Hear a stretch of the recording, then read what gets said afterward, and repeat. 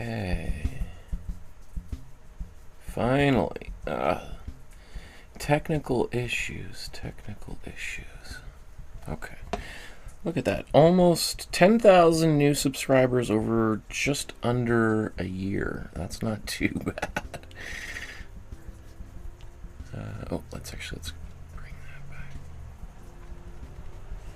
Okay, ready?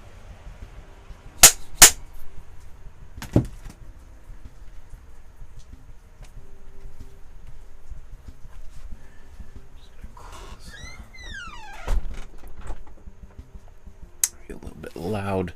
It's pouring rain out there right now. What are we doing here? Good afternoon, everyone. Welcome to my studio. My name is Michael Markowsky, and once again today we are going to attempt to recreate one of my favorite paintings by one of my favorite artists. We're going to be looking at Joan Mitchell today, and I'm super excited. I think we did an episode on Joan Mitchell like 5 years ago before I started the whole Master Study series. So, and I really want to give her some justice here and also talk a little bit about her biography because she's a fascinating artist, and also my daughter is a huge fan of her work, and some of her work's up on display at the Vancouver Art Gallery right now. So we'll take a look at one of the artworks that my daughter made in response to this artwork by Joan Mitchell that we're going to do. Just before we jump into all of that, let's just look at the plan for today's episode. In a few minutes, we're going to talk about how difficult today's painting is, and is it something you want to try doing. We're going to talk about the materials required. We're not going to do an image transfer today because we're just going to go right into it, and I think Joan Mitchell herself would probably say that would be really strange to do, so we're just going to directly paint onto the canvas. Let's see, so probably in about half hour we'll talk about Joan Mitchell's biography and why particularly this artwork is so important to her overall career. And then probably in about 2.5 hours, I gotta teach in person this evening, so we have to wrap up in about 3 hours anyway, so we'll see how much we can get done in that short period of time. And of course, just a quick reminder to like, subscribe, hit the notification bell so you know when future episodes like this are going to take place. If you want to support the channel with a couple dollars via PayPal, you can certainly do that. It's very much appreciated. That's the only way that this whole thing keeps running 5 years after we began. So you can scan that QR code. It'll take you to this page where you can safely, securely donate to support the channel. And again, without your support, none of this would be possible. If you want to send an e-transfer through email or a check in the mail, or even use the YouTube Super Chat function while we're here live, you can do that. To send the links to send emails and things are down below. You have to go to my website or the Facebook group to find it. Just one way of slowing down the relentless bombardment of messages I get from Russian trolls who are still angry with videos I made in support of Ukraine a few years ago and still make to this day. So I apologize for that extra little step, but it is the only way I can kind of defend myself against all of those that spam. Of course, I encourage you to join our Facebook group and take a photograph of whatever you've painted today, or maybe it's an artwork from a different class. Even the drawing classes that I did 5 years ago, I still give people free feedback on how to improve those. We just did our most recent free bonus episode just a week ago. So our next one will be in about a month and a half, but you can still upload your work to our Facebook group.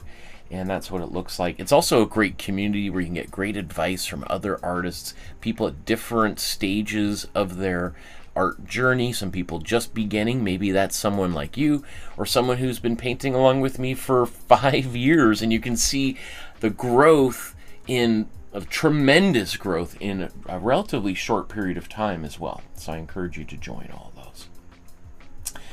Okay, so let's go to the top of the list. Oh, look, there's Kathy there in the chat. Slashy24.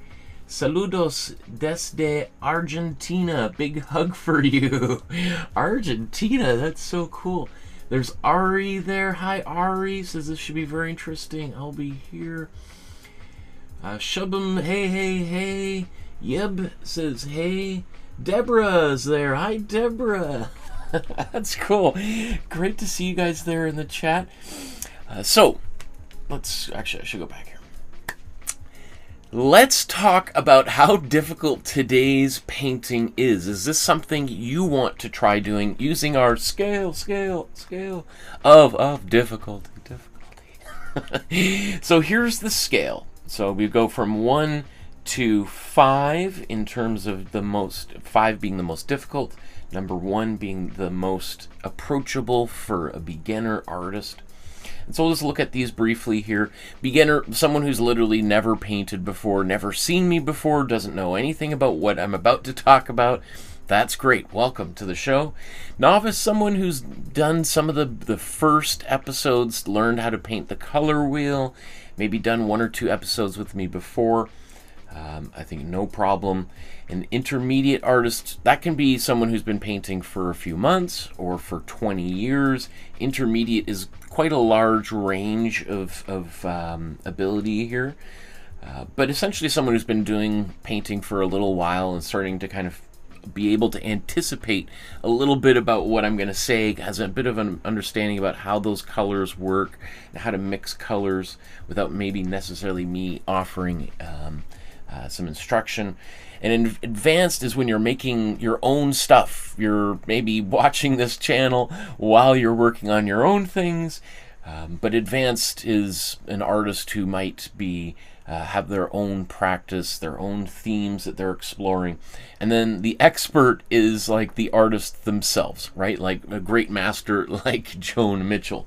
So today I'm going to say our painting, I'm going to at least try to keep it at our beginner level so that it is as straightforward and as simple as possible, and something that even if this is your first painting you've ever done, you could probably work alongside me and have some fun, which is after all a big part of what we're doing here. Next up is the materials required. Now, I've done a whole episode that's like an hour and a half long going into great depths about everything I'm about to talk about here, but I just want to kind of cover some of the ground because, again, not everyone starts at the beginning. Some people, this might be their very first episode and they're like, I don't know what we're talking about. What do I need to get started? Well, let's just cover that briefly. So you could scan this QR code. It'll take you to the free Dropbox folder where you can download some of the very foundational information, like a free PDF. You don't have to give me your email address or anything. It's all free. And you can go there, you can print it out, you can take it to an art supply store, and you can find exactly the materials that I'm about to use here.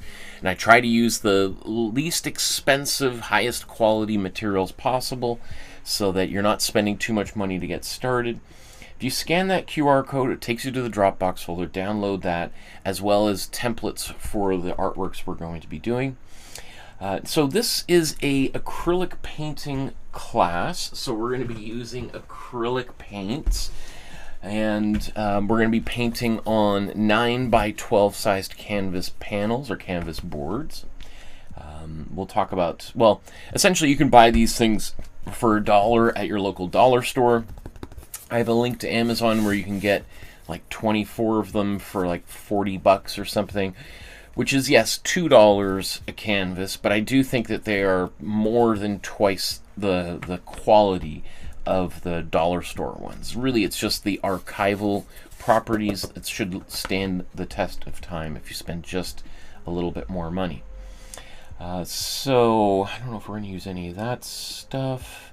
It's always a good idea to have some rags nearby, maybe especially on a painting like today where we're going to be going a little bit wild. So just in case some of those splatters start getting around, you want to be able to clean up and have those things handy before you make your mistakes. I literally just put this page in here so I remember to grab a couple of rags so that I don't forget, because I have forgotten, and that's always when the mess happens. So we're about to use what's called the split primary palette. I didn't invent this process, but I wish I had known about this 20 years ago. No one mentioned this when I was in art school, in undergraduate school, or in graduate school. It wasn't until after I finished, when I started teaching myself, that, you know, I started to like, what, I got to get some information together to teach maybe beginner painters. Maybe that's someone like yourself. And it's kind of like, oh my goodness, this is so intuitive. This makes so much. Why is this not taught to elementary school kids alongside how to spell and read? I think this should be something that every human being is taught in school and knows as well as, again, how to read and write. Because it makes mixing colors so much easier. Basically, we can paint using these next 6 colors plus white and maybe black if you want. You can paint virtually anything. About 95% of all the colors that your eye can see, we can mix with just a very limited palette like this. So the reason why this process is so helpful is it really emphasizes color temperature. So every color has a temperature. Some colors are warmer or cooler than others. And understanding that is really, really helpful for all sorts of different reasons, but primarily for the purpose of creating depth and the illusion of space in your flat painting. Because if we use them correctly, warm colors appear to advance, cool colors appear to recede, and therefore, if we put the colors in so-called the right place, we can create this illusion of depth, even in an abstract painting or abstraction that we're about to paint today, right? So that also means if you're making a painting, you just have to ask yourself, where is this color in the world around me? Is it something close to me or far away from me? If it's close to me, or close to me in a photograph, like a bird that's sitting on a fence in front of a mountain, well, you're going to paint the bird with warm colors, you're going to paint the mountain with cool colors. And that instantly demystifies which colors you need, because you just go like, oh, I'm going to use the warm blue to paint the blue jay on the fence, and I'm going to use my cool blue to paint the mountain and the sky in the background, right? Okay, look, there's more. I'll get to all these questions in a second here. We're about to use this Amsterdam brand of paint. I'm not sponsored by them, not paid, not given any free supplies whatsoever by anybody at any time. This is just my recommendation based on the quality of this material versus the price. I think this is about the best bang for the buck. And these are the colors I'm going to suggest you use, and we're going to start with this color here momentarily, and we'll talk about that shortly. But if you have a different set of paints, golden is going to be more expensive by far. Do I have a tube of golden in here? I used to. But golden, so this tube of paint's about $17 Canadian. A golden tube of paint is going to be about half the size for about twice or 3 times the price.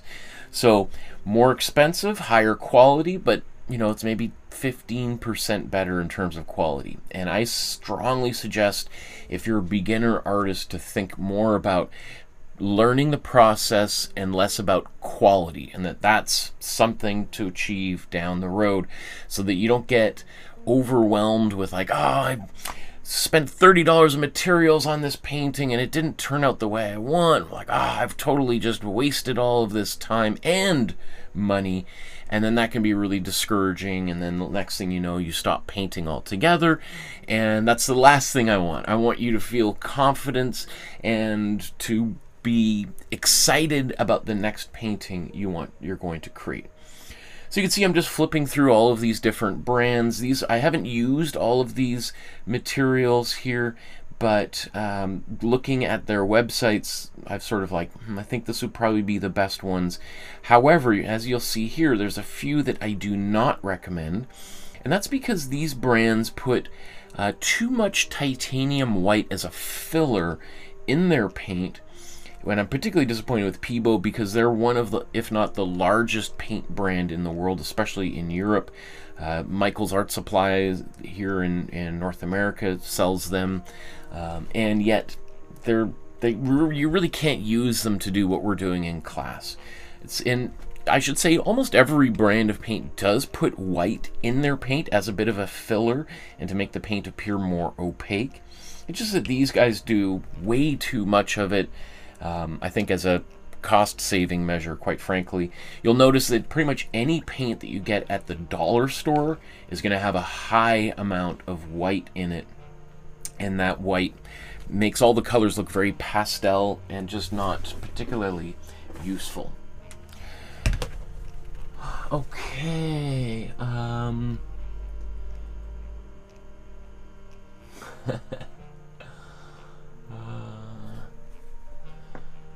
Deborah says, Rick and I are painting today, but we are painting the deal. The deal. Kathy says, the deal, Deb. House painting? Painting the deck. Maybe is it the deck that you're painting? Because I think, wasn't there some talk about a deck before? And there's Katie says, hello, Michael. And hello to everyone. I'm hoping to listen along while I finish up my workday. Hope to actually paint this one tonight. Very interesting painting. I agree, Katie. Okay, so let's get into it. So generally, this is our next step to do an image transfer, and that would be downloading the template that I have provided on the Dropbox. I'll show you where that is because you may want to download the original image too. So what you would do is scan this QR code. This is the same QR code that you would use to go find the beginner's supply guide. It just is a different folder within there. So let's just check out where that is. So if we click the Dropbox folder, you'll see it should look similar to this. That's where the supply guide is. There's the templates for the color wheel. If we're doing our basic exercises to get started. If you've already done that, then today's painting should be no problem. You'll see that all of these artists' artworks are labeled by their first name and then last name. And you'll see like Claude Monet there, and Edward Hopper, Edvard Munch. And so there's, I don't know, 250 plus folders in here from artists from all over the world. Tomorrow's painting, Jean-Paul Riopel is here as well.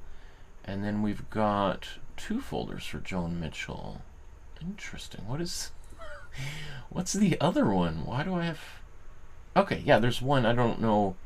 There was a phantom folder that was there and it's gone. Okay, so you'll see that there's just the one file in here. Often there's 3 or more. Because today I didn't do a tracing and outline on my iPad. I just put the original image up there for you to download. And so that's what this looks like here. I will just say in transparency, this is what the original format of the picture looks like. I have stretched it out a little bit so that it fits a little bit better on a canvas. I'm actually going to use 2 canvases to do this, but if you just wanted to do on one and do 2 sunflowers side by side, that's how it would look.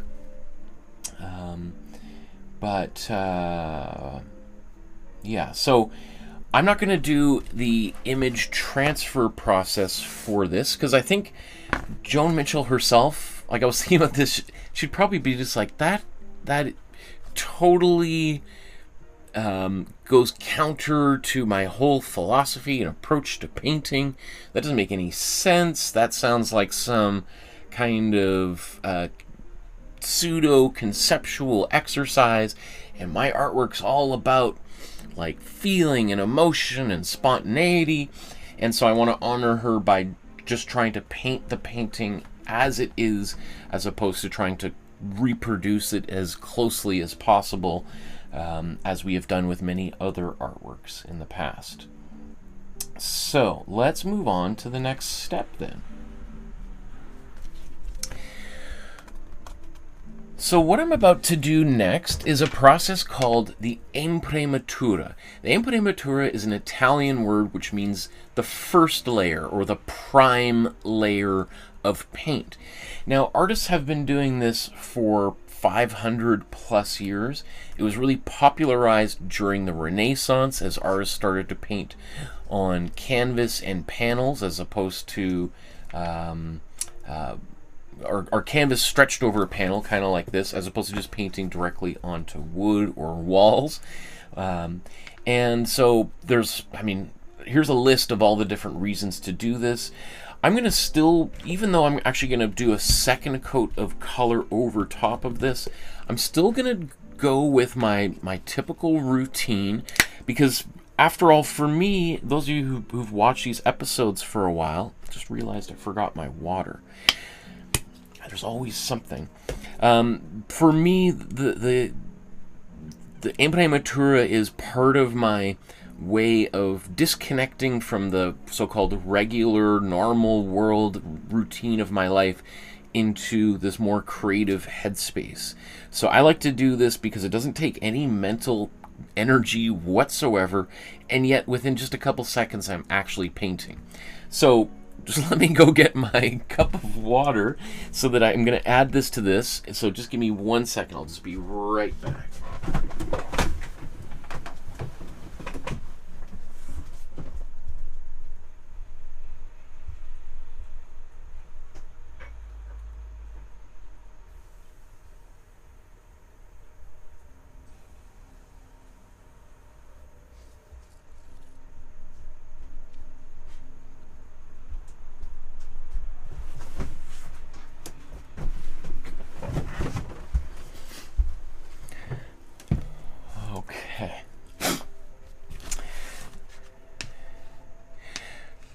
So actually, let me show.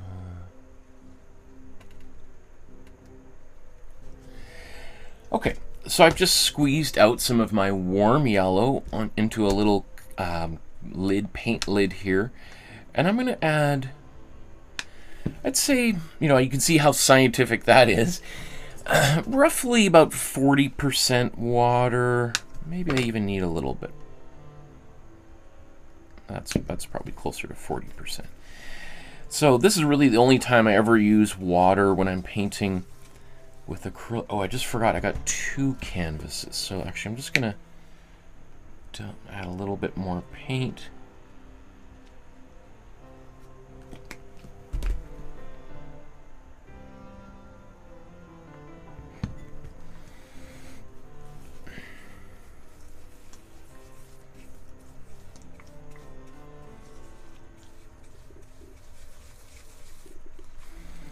Make sure that's nice and thoroughly mixed in. Some people prefer to do this kind of step with a palette knife.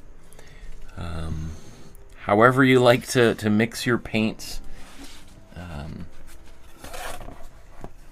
it's up to you.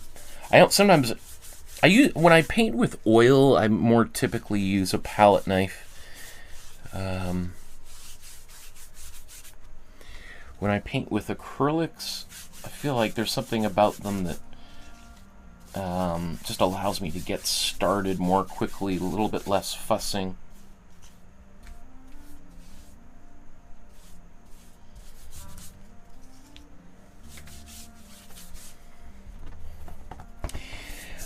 We'll see in about 20 minutes. I'm going to paint these paintings almost white again, which some people are just going to be like, this is just such a bizarre waste of time. What on earth is he doing? And I totally get it. I absolutely get it. I mean, I've gotten those comments in the past. But again, for me, this is a big part. Like, there's a meditative quality to painting. It doesn't seem like that because I'm sitting here just blabbing away, but when I'm painting on my own, this is just like such a relaxing kind of part of the painting process. Because again, it doesn't take much brain power to do this. I'm sure somebody's like, no, I'm a brain scientist. What you're doing actually requires a great deal of skill and attention. No monkey could do this. Well, depending on what your definition of a monkey might be, I suppose. I've been called a monkey before, so I might just be a monkey wearing pants. That's the way I think of myself sometimes.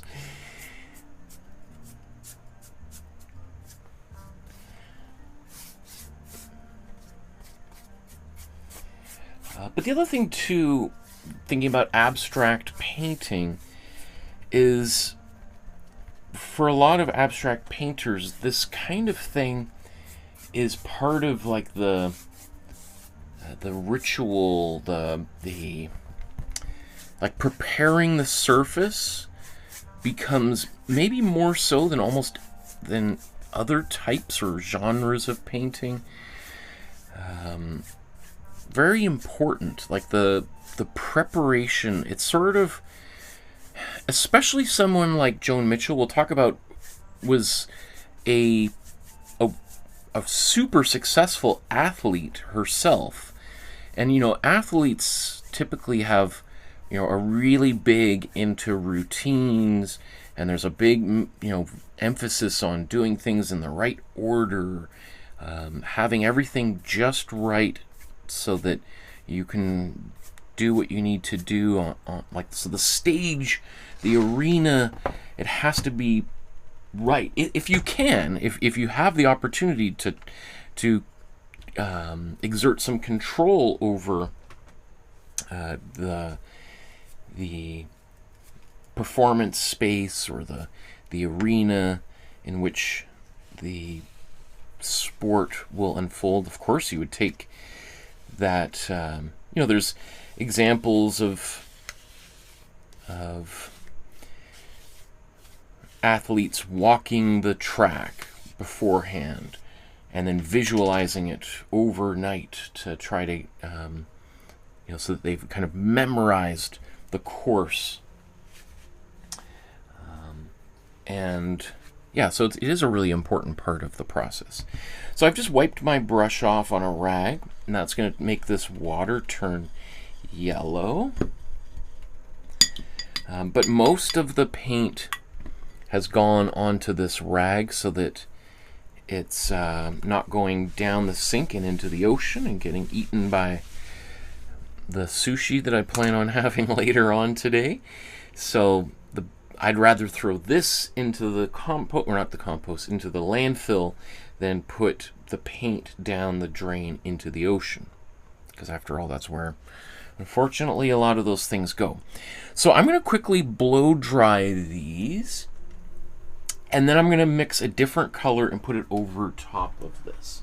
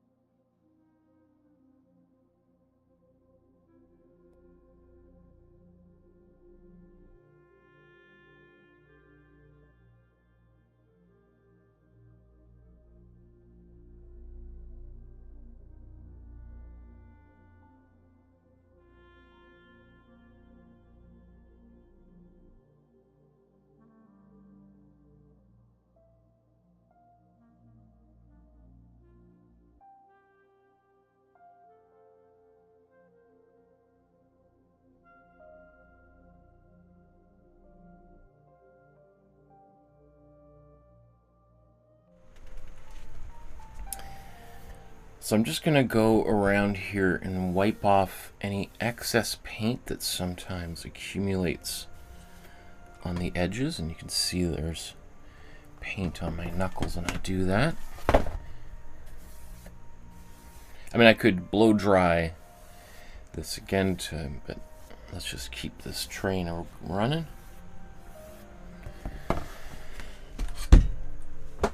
Oh, there's Senga there.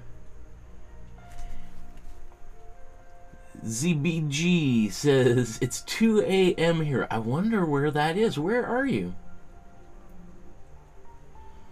Senga says, why is there 2 canvas boards painting tonight? Well, the original painting technically is 2 pieces of paper hung inside one frame.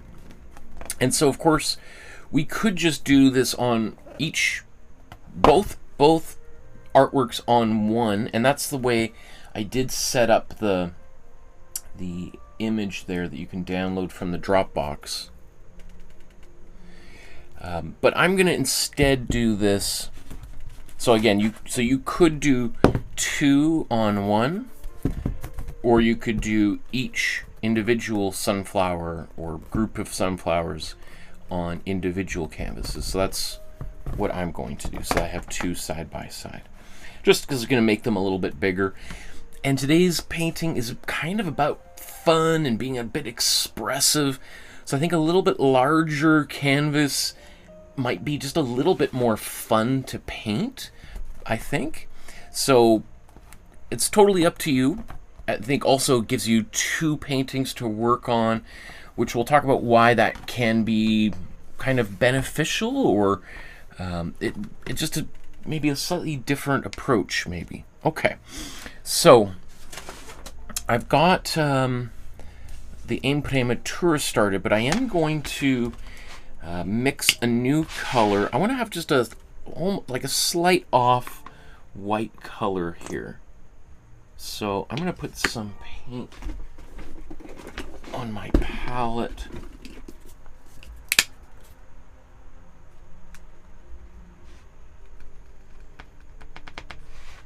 I don't know how much white there is in this painting, so maybe I won't even put that on my palette.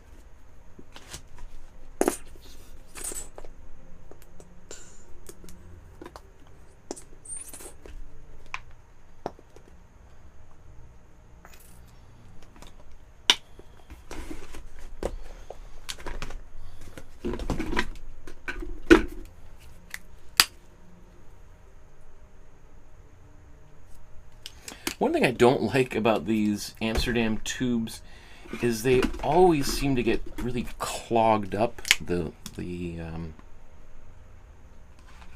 lids. I feel like paint gets wasted that way, which is kind of frustrating. But I'm not exactly sure. I might not need all of these paints, but I like putting them on my palette anyway. Just gives me that option. I have them ready to go.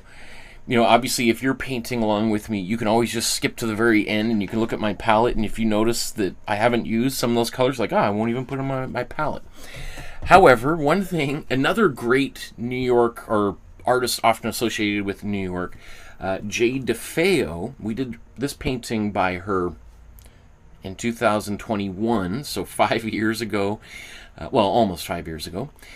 And this is what I do with all of my leftover paint after every episode, is I just continue to scoop it onto this thing, which I just love. Like, it has like a serious weight to it now, and that's also very similar to the way that Jade DeFeo herself worked. So I don't really mind so much having a little bit of extra paint, because then I get to add to that painting too. So if you're interested, you could watch that Jade DeFeo painting episode and recreate that. I think that's also, I don't know if we did that. That might be a very early Master Study episode.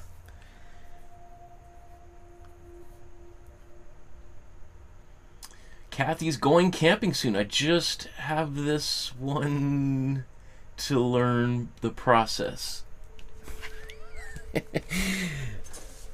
Okay.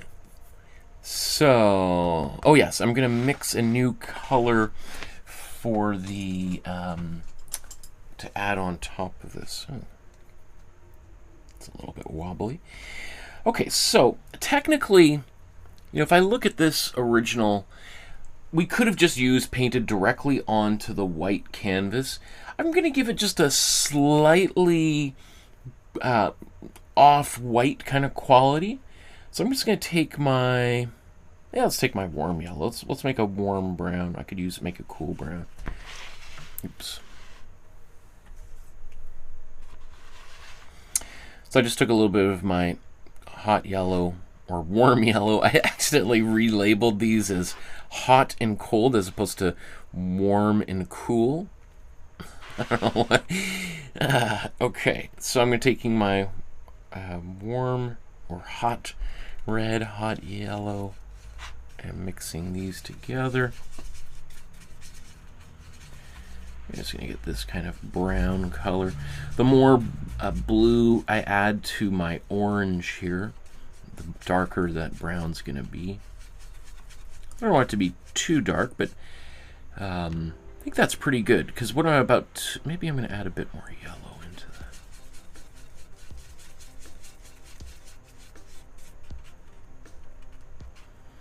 So I'm going to add this to my white here. I'm also going to add a little bit of matte medium to this white. Put about 50% matte medium. I need these two canvases. I don't want to run out halfway through, so let's just make sure I got a little bit extra.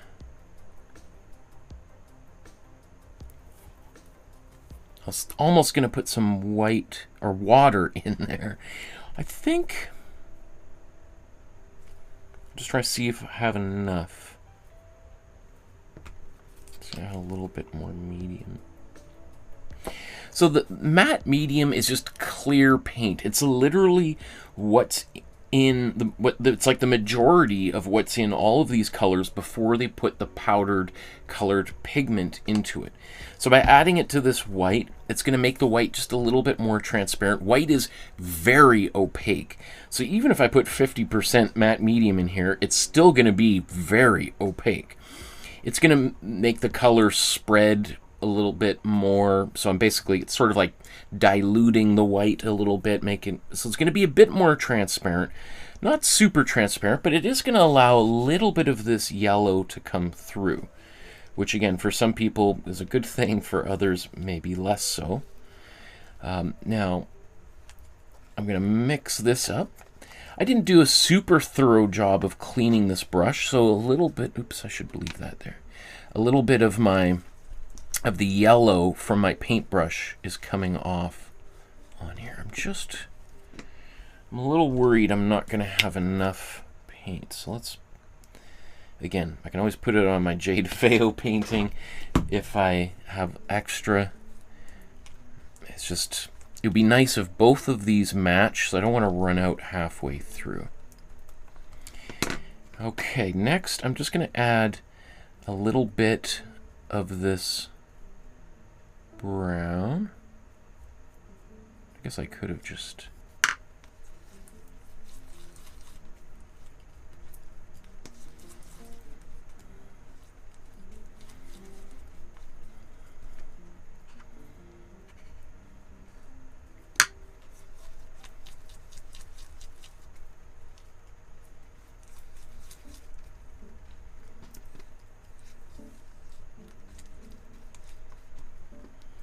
That's good. I mean, it is super subtle, and that's what I want. I want something that's not super bright. It's just, or super, I don't want it to be brown, and I don't want it to be just pure white, because pure white's just kind of boring. I want a little bit of color in there. Well, I'm still a bit worried about, I think I'm going to add just a little bit more white here.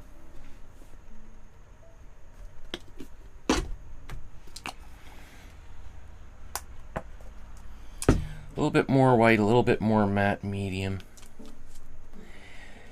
Again, I'll probably have a little bit left over, which again I can use on my J. DeFeo painting, but also it's kind of nice to have a little bit of this left over in case I make a so-called mistake at some point and I have to paint over it. If I've got a lot of this left over, then I can easily fix it, no problem.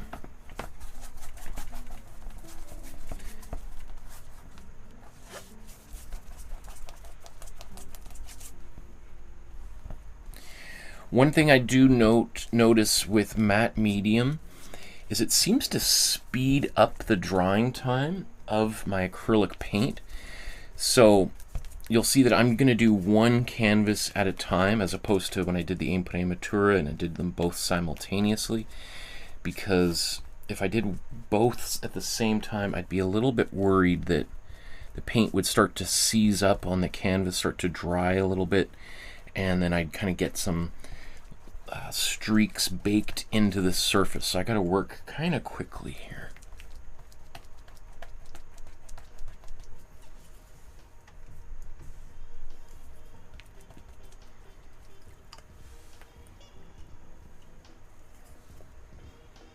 Not going to be out of focus.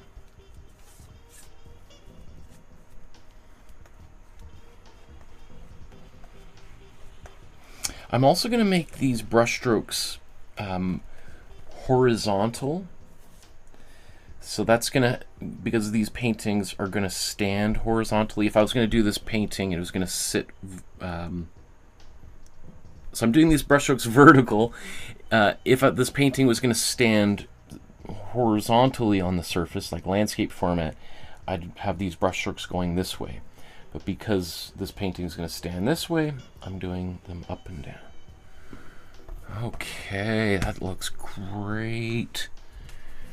There's a couple little brush hairs that snuck off here. Sometimes, you know, I could still pick that out, but there is something about that I often notice in abstract paintings by artists like Joan Mitchell, that sometimes like debris from the studio falls off onto the painting, and artists have left those things there, and it becomes kind of like a documentation of a performance. And I really like that about abstract painting. I'm glad I made this bigger batch of paint because I am almost out.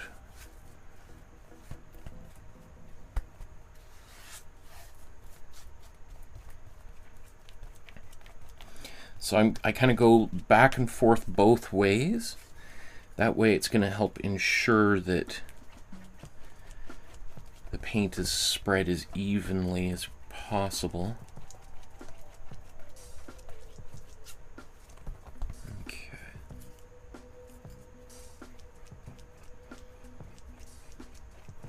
I think actually there might be a little bit more paint on this canvas than the other.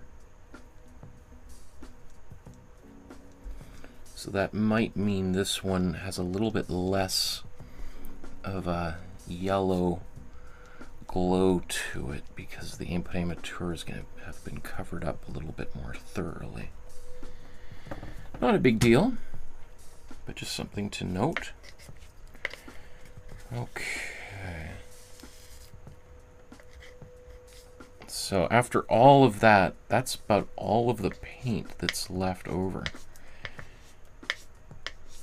So I'm really glad I mixed a little bit more than I thought I would need because I barely had enough. And I've been doing this for a few years. And if I make,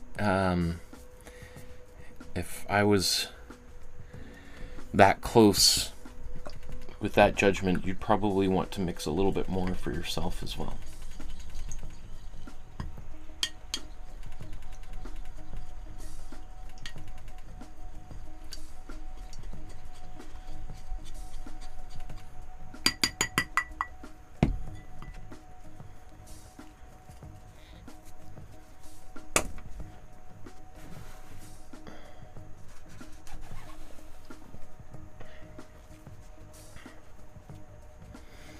So, this does seem like a lot of busy work.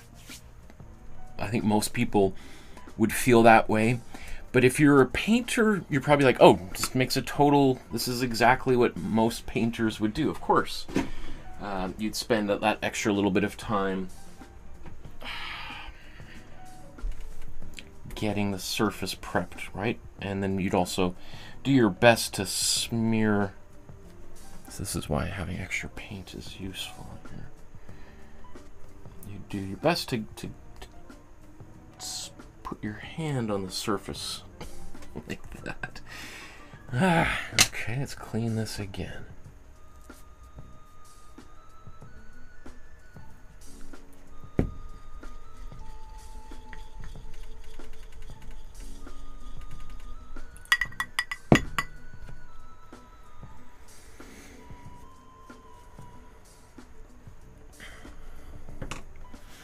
There's also something about it, just having this surface kind of extra prepared just makes it, what is the name for it, gravitas about them that starts to happen. It's not just a plain canvas right out of the plastic. I've spent a little bit of time working it and preparing it. Like, I don't know what the difference would be. I often think of like cooking analogies, like, right before you cook something, you start baking, you clean the kitchen so it's just spotless, and therefore after you've done that, you just feel like, okay, now we're ready to begin. Now we're starting with like a really nice, clean, everything's in the right place. It's all organized. My brain just feels clear and ready to go. I don't know if that, where you've cleaned your pots and pans really thoroughly, got the steel wool out and taken off some of the stains that might have built up there on the cookie sheets.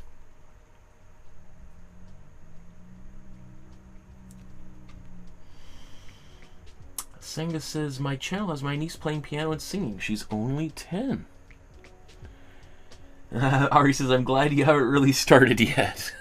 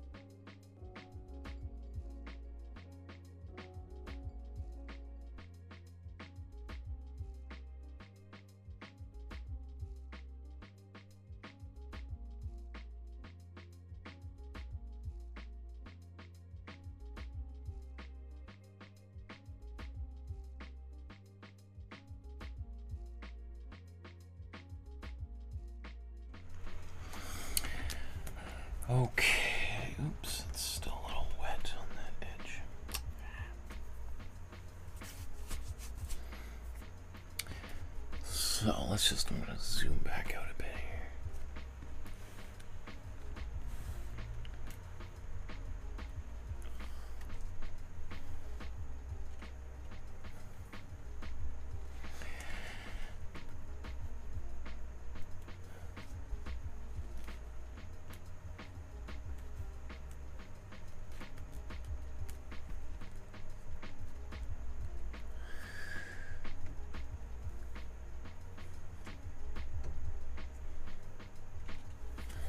Okay, so now we've got those two canvases all ready to go. There was a little speck of paint or something that had stuck to the surface there. I just waited until I blow dried it, and then that thing just kind of flakes right off. As opposed to while it's wet, trying to pick at it, you'd see my fingernail scratch in there, so it's easier to do that once it's dried.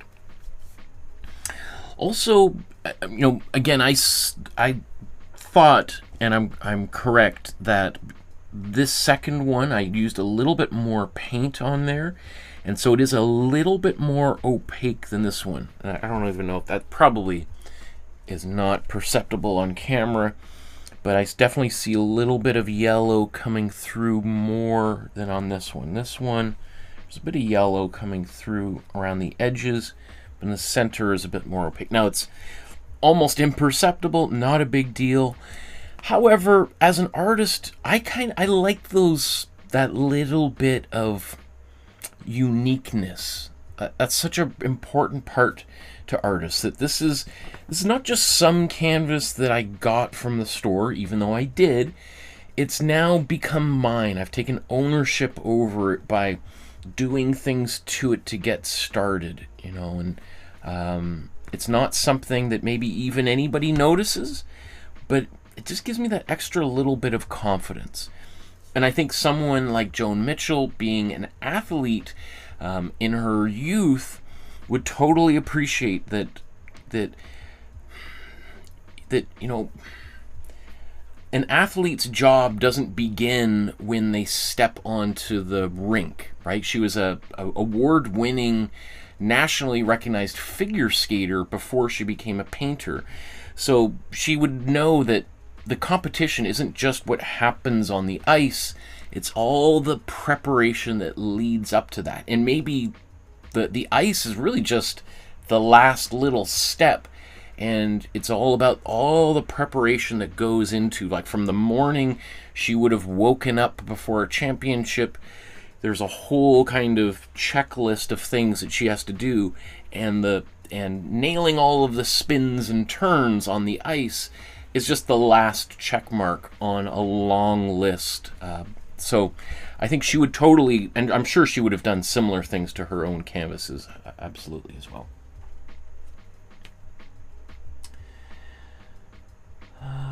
Okay, so let's go to the next, or really our, let's go to this step here then.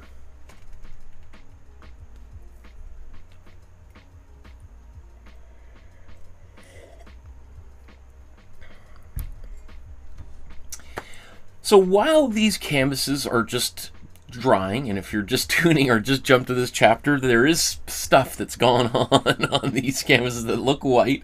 They were once yellow, and now they're kind of slightly off-white again. But while that's happening, this is drying, let's talk a little bit about Joan Mitchell. Let's learn about her biography. Let's look at some of her artwork. In fact, I got a great book of hers. Maybe I'll grab that here in a moment. But let's maybe just start with an overview and talk about this incredible artist. So Joan Mitchell is born in 1925 in Chicago, Illinois, and lives till the age of 67, where she eventually passes away just outside of Paris, or in Paris, sorry, Paris, France, in 1992. Her art itself is super incredible, fascinating, beautiful masterpieces. Her life was also a masterpiece in and of itself. She had a super interesting life, and was definitely one of the most important female artists of the 20th century, certainly one of the most important female painters of the 20th century, and arguably, kind of in the 1960s, the most important male or female abstract painter on Earth. Because many of the men that were part of the abstract expressionist movement, of which she is most closely identified, most of them died in the 50s for various different conditions, but she survived until the age of 67, when essentially some of her habits, like alcohol and cigarettes, kind of took her out. But that meant that for a period of time in the 60s, she was like the last person standing from that era of hard-drinking, very macho men. And the fact that she was able to hang with this pretty rowdy group of mostly men is pretty amazing. So let's talk a little bit about her youth. Joan Mitchell, born again in Chicago. Her parents were middle-class family. Her father was a dermatologist who was the president of the American Dermatological Association, while her mother was a poet and ran a poetry magazine. And so you could see that creativity was something that the family honored. Certainly her mother was a proponent of exploring that more creative side of yourself. And so that's I think obviously super important. You know, often we have situations where an artist has a father who's an artist themselves, or an art teacher, and therefore they pass along some of that interest in art to their children, boy or girl. In this situation, it's her mother that kind of passes along that creative legacy to her daughter, Joan Mitchell. So while she's in Chicago, she takes classes on Saturdays, art classes at the Art Institute of Chicago, which is one of the great art museums on Earth, but also has an art school attached to it. And in fact, when that museum was first established, it was an art school that had sort of a teaching museum adjacent to it, and over the years, the museum has sort of become much bigger and more renowned than the art school itself. But they have the fact that the art school is literally in the same building as the museum makes the Art Institute of Chicago one of the great places to learn art. There's very few that I can think of museums and art schools really that are side by side, and that you can just leave your classroom, walk down the hall, and go see some of the greatest paintings in human history. So that is, that's something that, you can't discount.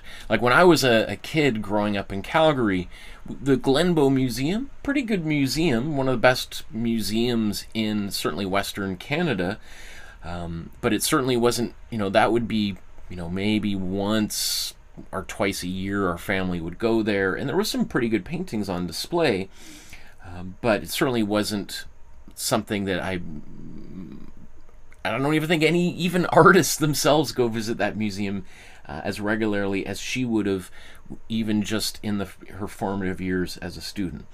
One of her students in high school was the artist Edward Gorey, who I just wanted to kind of highlight here because you may or may not be familiar with Edward Gorey. I've got a couple of Edward Gorey's books here. They are kind of like, he wrote like children's books that are also sometimes on the little bit darker, noirish, dark humor kind of side of things. Some that may or may not be that appropriate for children. And so, he super interesting artist. Maybe we'll feature him in an upcoming drawing episode if that's something people are interested. Leave a comment in the chat about that. But obviously, Joan Mitchell and Edward Gorey had very different ideas about art and style. So while there's a respect there as artists, they definitely disagreed on even just the purpose of art. So she studies for a period at Smith College in Massachusetts, but really decides that she ultimately wants to become a painter, and so she eventually enrolls at the School of the Art Institute of Chicago, where she gets her BFA and her MFA by 1950. She also, with some scholarship money, goes and studies in Mexico. So she has this opportunity to study and learn from some pretty great people and do some traveling. She eventually moves to Manhattan, to New York City, where she takes a class. She enrolls in a course with Hans Hofmann, who is becomes like a really important abstract painter himself, but also known as a really important art teacher. But what's very funny is that she only lasts one class with him, because she says she can't understand anything that he said during the class, which is very funny. Hans Hofmann was originally born in Germany, raised in Germany, moves to the United States, where he really becomes very famous. But I just think it's funny that, you know, that takes a great deal of determination, ambition, individuality, to make that judgment. Like, you know, you're talking about going to school to study with this guy who's pretty well known, and being like, after one class, you know what, I can't understand anything this guy says, I'm going to do my own thing. Right? I'm sure most other students stayed in Hans Hofmann's class because they're just like, wow, just, I don't know what he's saying, but I'm in this studio with this brilliant artist who's had a profound influence on modern art. For Joan Mitchell, she was like, yeah, I don't know. I don't know what this guy's talking about. I'm out of here. Which, again, I think just shows you she's a pretty strong-minded woman, right? She is going to do what she wants to do, and it really doesn't matter what's in her way. She's going to steamroll right through, and if she's not interested in or can't understand what somebody's going to say, she's not going to wait, right? She's going to do her thing. So great deal of respect, but I think even just that little kind of anecdote just tells you a little bit about who this person is. I think I skipped over. Okay, so while she was, so during this period of time where she's taking Saturday classes at the Art Institute of Chicago, she also becomes a really successful athlete. She does swimming, horse riding, horse jumping, and most importantly, figure skating. And she's competing at regional and state level championships, winning all sorts of medals for her performances.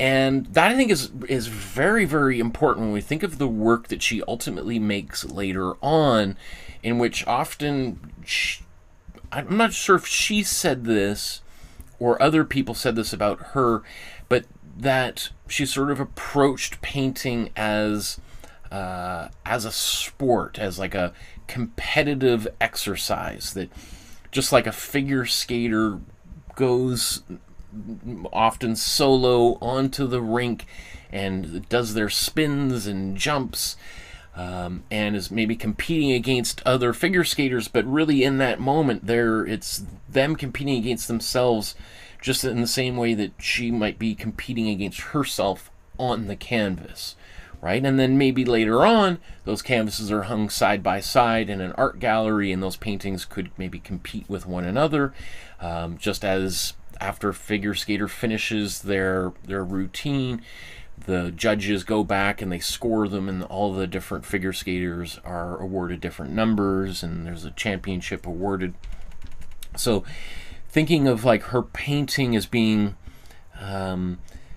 like a very physical kind of exercise. And we'll see that especially with her.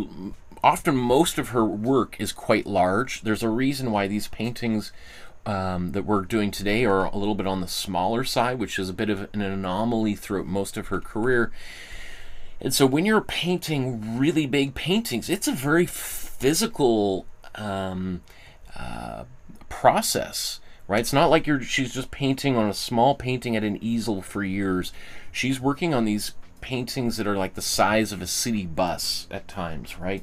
So that experience as an athlete, using her body and pushing it to its extremes, is something that becomes like a theme throughout her work. And I don't think, if she didn't have that experience, that confidence in her body and her body's ability to go to these extremes, her art, I'm sure, would have been very different, and maybe she wouldn't have become an artist at all. Because often athletes, in order to be successful, have a mentality, a confidence about themselves that they need in order to win in their respective field. So let's see. So mostly, she lives in Greenwich Village when she's young, but eventually settles at this spot here in the East Village at 60 St. Mark's Place, which is actually in Little Ukraine or Little Kiev, which, if we zoom out here a little bit, you'll see there's like the Ukrainian Museum. There's a big Ukrainian church right here somewhere. Yeah, right here, St. George Ukrainian Church, just down the street from where her studio was. And also one of my favorite places in all of New York City. Come on. McSorley's Old Ale House. This is, if you're ever in New York City, you gotta go have a beer at McSorley's. McSorley's is often, what is their slogan? We were here before you were born. I think it says something like that. It's been in continuous operation since 1854. Anyway, so maybe let's just take a look at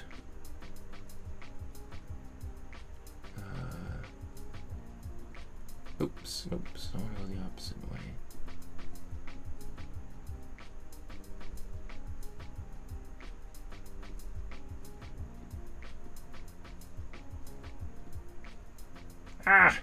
Come on.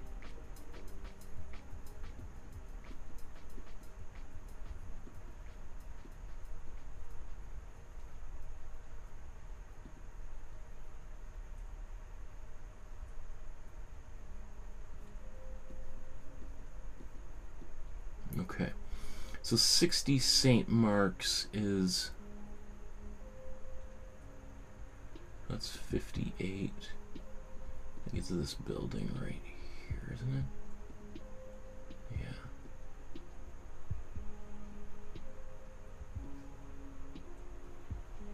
Oh, it's right down there. There we are. So this space that she lived in, we'll see some photographs. A lot of the photographs, actually, that the most famous photographs of Joan Mitchell were taken in this space. And I'm not exactly sure the entire story here. There was a photographer, Rudy Burkhart, who is actually quite famous for taking famous photographs of a lot of the important painters at that time, Jackson Pollock and Lee Krasner and Willem de Kooning and Elaine de Kooning and Helen Frankenthaler.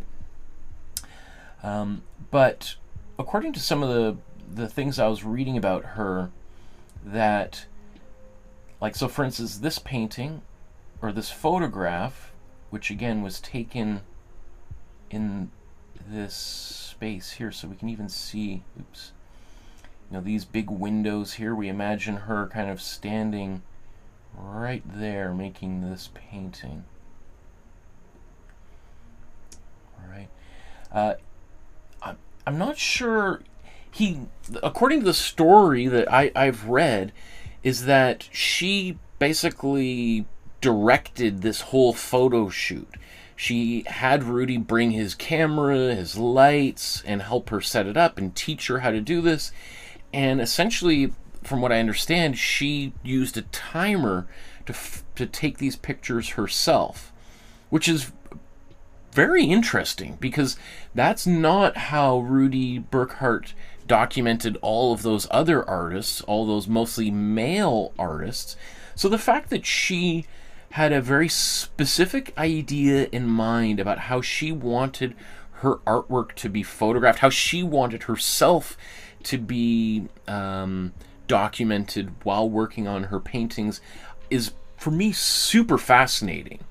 That she wanted control over her image in a way that other artists really at that time either didn't care about or didn't even think to exert control over, versus she wanted to be seen in a specific way, and she wanted influence over the kinds of compositions that Rudy Burkhart, a well-known photographer, was going to take. So that tells me that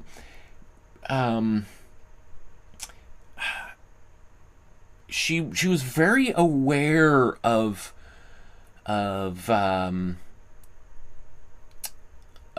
herself as an artist and her maybe unique look, being a female artist in a largely male-dominated sphere. That I imagine probably the concern she might have had is, you know, Rudy Burkhart going in, taking photographs of Jackson Pollock throwing paint around, and Willem de Kooning, all these kind of macho guys. I'm sure in her mind was like, I want to be photographed like that. Like, I want to be photographed like the guys, the boys.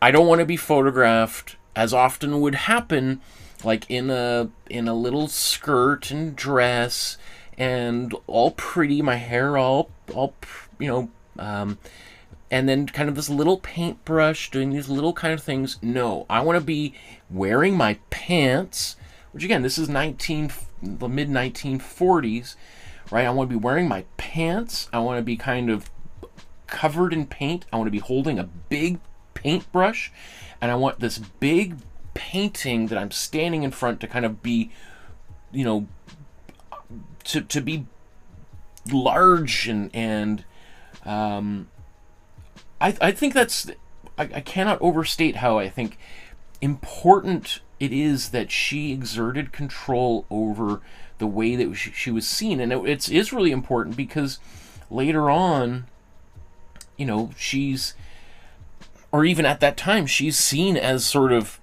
just like the big boys, right? She's exhibiting side by side with them, as opposed to kind of being just exhibiting at the girls' table kind of thing, or along with the other female artists. So that, I think, is, again, just tells us a lot about her as a person, how she was very much aware of how the art world kind of packaged and presented female artists as being kind of lesser than the male artists, that male artists are real artists. In fact, we just often, when we talk about artists, male artists, we just talk about that's an artist, versus when we talk about artists who happen to be female artists, we often there's like a little asterisk, like, well, it's not an artist, she's a female artist, right? They always have to kind of qualify that word artist. And so I just think that she doesn't want to be perceived as a female artist. She wants to be known as an artist, and she wants to be documented and presented as an artist in the exact same way as her male peers, right? I think that's super interesting, super fascinating to think about all of that. There's this great video here, this YouTube channel on this spot in New York City, which features kind of important events and places in New York City and where they happened, and they did an episode on Joan Mitchell's studio and kind of repeating some of the things I just said there. I think just, when we look at some of these, just think about, again, the scale of a lot of her work is pretty big, right? She's, that was another thing, like those male abstract expressionist painters. In fact, let's just take a second here, just talk about abstract expressionism. So abstract expressionism, are there photos?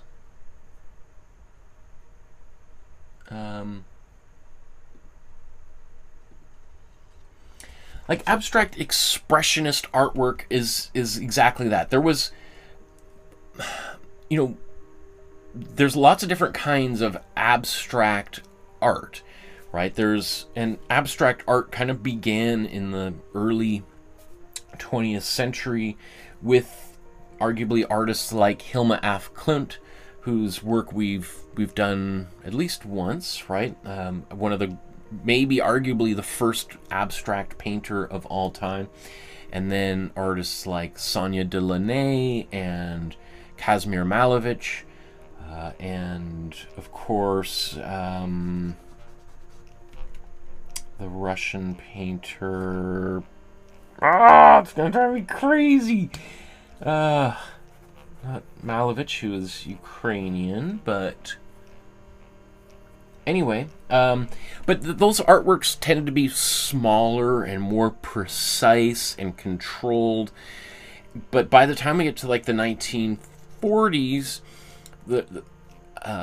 after Surrealism, we think about the post-war period. There's a whole generation of artists who just went through having witnessed or read about the atomic bombing of Hiroshima and Nagasaki in Japan, the end of World War II, who are kind of having to deal with the omnipresent reality, possibility of nuclear annihilation. Now, of course, even today we think about these things, but back in the 1940s, when after it had literally just, atomic bombs had literally just been dropped, this is in the forefront of everyone's awareness, imagination, and of course that filters to the artists themselves. So a lot of like artwork around the 1940s, 1950s is about responding to the threat of nuclear annihilation. And so this type of painting that Joan Mitchell makes is an attempt to kind of wrestle with, like, why make a painting when in any moment we could all just be eradicated and atomized and vanish. The whole human race could end at any moment. So, like, making a painting that is all a little precise, little flowers and things. Are you kidding me? Like, we don't have time for this. This is a time for, for taking all your clothes off and running into the ocean, into the beach, doing the things that are really important to you, taking every moment as precious because we don't know how much of that time we have left. Right? So, I'm not really happy with a lot of the images they have for abstract expressionist painting here on Wikipedia. But, so it's all about, like, this more physical, direct response to feelings, emotions, worries that we all feel. and trying to express things that are beyond the realm of language, right? Like, you know, we have words to describe our feelings, like happy and sad, or scared, or joyous, etc. But they always never quite feel like they come close enough. You're always like, well, it that sounds right, but it doesn't quite really get there. So abstract expressionism is like, maybe through paint we can evoke those feelings in the viewer. We can't necessarily find the right words, but maybe through color and brushstrokes we can arouse those same passionate feelings, those desperate emotions, the feeling of somebody trying to cry out and communicate when the words fail them, right? And so her and all these other artists, like the like, who are some of the most famous abstract expressionist painters? Let's see. Again, here, Hans Hofmann, that was the teacher whose class she lasted one session with, right? You can see he's one of the great leaders, early leaders of this movement. But it's really her peers like Jackson Pollock, Willem de Kooning, Franz Klein, Mark Rothko, Philip Guston, whose work we've looked at a number of times, Hans Hofmann, Clifford Still, Barnett Newman, Ad Reinhardt, Richard Poussetdal, Robert Motherwell, Peter Volkus, right? Again, just when I read those names, notice those are all men, and they're the ones that are often most closely identified with abstract expressionism. However, I was trying to think about this just right before we got started. One thing I find super fascinating about abstract expressionism is that almost all of the most famous men who were abstract expressionist painters had wives who were themselves important abstract expressionist painters. So we have Lee Krasner, who was married to Jackson Pollock. She's... I can't believe I haven't done a Lee Krasner episode. I think that's probably because I haven't done a Jackson Pollock episode. We have Elaine de Kooning, who was married to Willem de Kooning. And then we have Joan Mitchell, who was married, or I don't think she was... Was she married to... I'll have to look at this again. To Canada's own Jean-Paul Riopelle, who was an abstract expressionist painter, although kind of associated with a Quebecois and French movement called the Automatistes, or which was kind of like the French version of abstract expressionism. So I think it's fascinating that we often think of like abstract expressionism as kind of a very macho, male-dominated movement, and yet, and those guys being, you know, like hyper masculine, hard drinking, tough guys, and they were. But alongside them, they also had very powerful, super talented wives and girlfriends who were great abstract painters themselves. So, which I think kind of complicates that narrative, that clearly you had, maybe for the first time really in art, a generation of male artists who worked often alongside a generation of female artists and exhibited side by side with them. I mean, we had that happening a little bit in Impressionism. Was really one of the first movements to fully accept women as part of the movement. But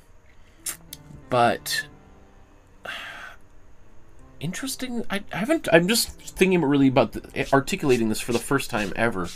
That there's something there. I don't know what the whole story is. But anyway, I should get back to my. What else do I want to say?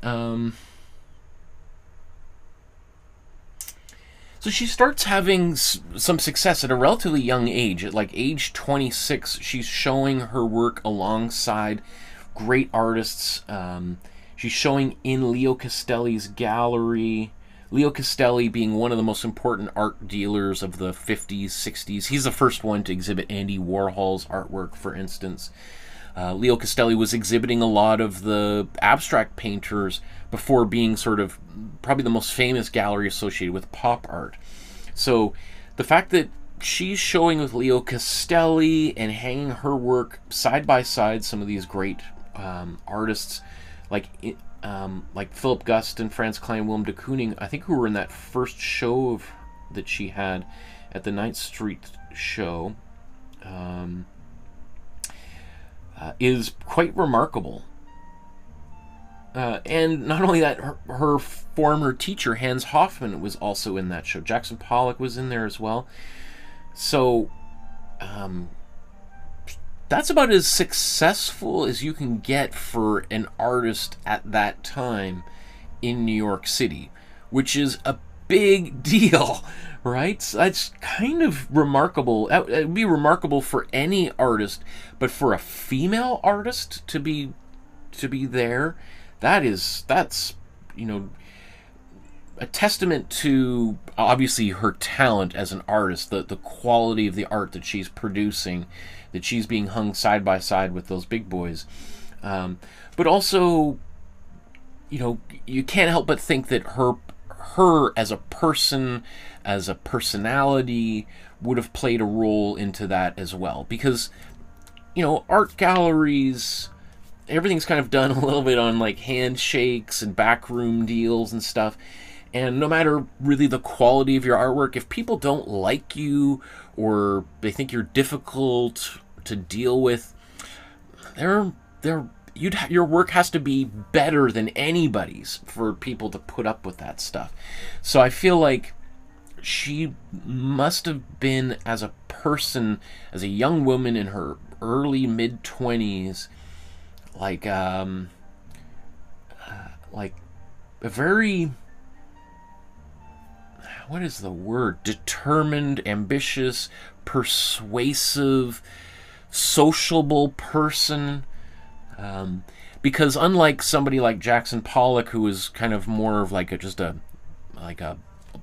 he was a soft-spoken guy. He had a good heart at the end of the day, but it's kind of famous for being a little bit of kind of a maybe not the most articulate fellow on earth, kind of, so I don't know, I just think the way she threaded the needle at a time when women had to do that is super impressive. So she, around this time, in like the early 1950s, she starts going to France more and more frequently, and it's in 1955 that she meets Canadian artist Jean-Paul Riopelle, whose work we're going to look at tomorrow, and they end up having this on-again, off-again relationship for over 25 years, and even though they never lived together, they had their own apartments in Paris, and yet they would basically have breakfast together and talk about art every single day for the 25 plus years. They outlived, each of them, that relationship. They both lived another 20 years or so after that relationship ended, but they still maintained a deep friendship.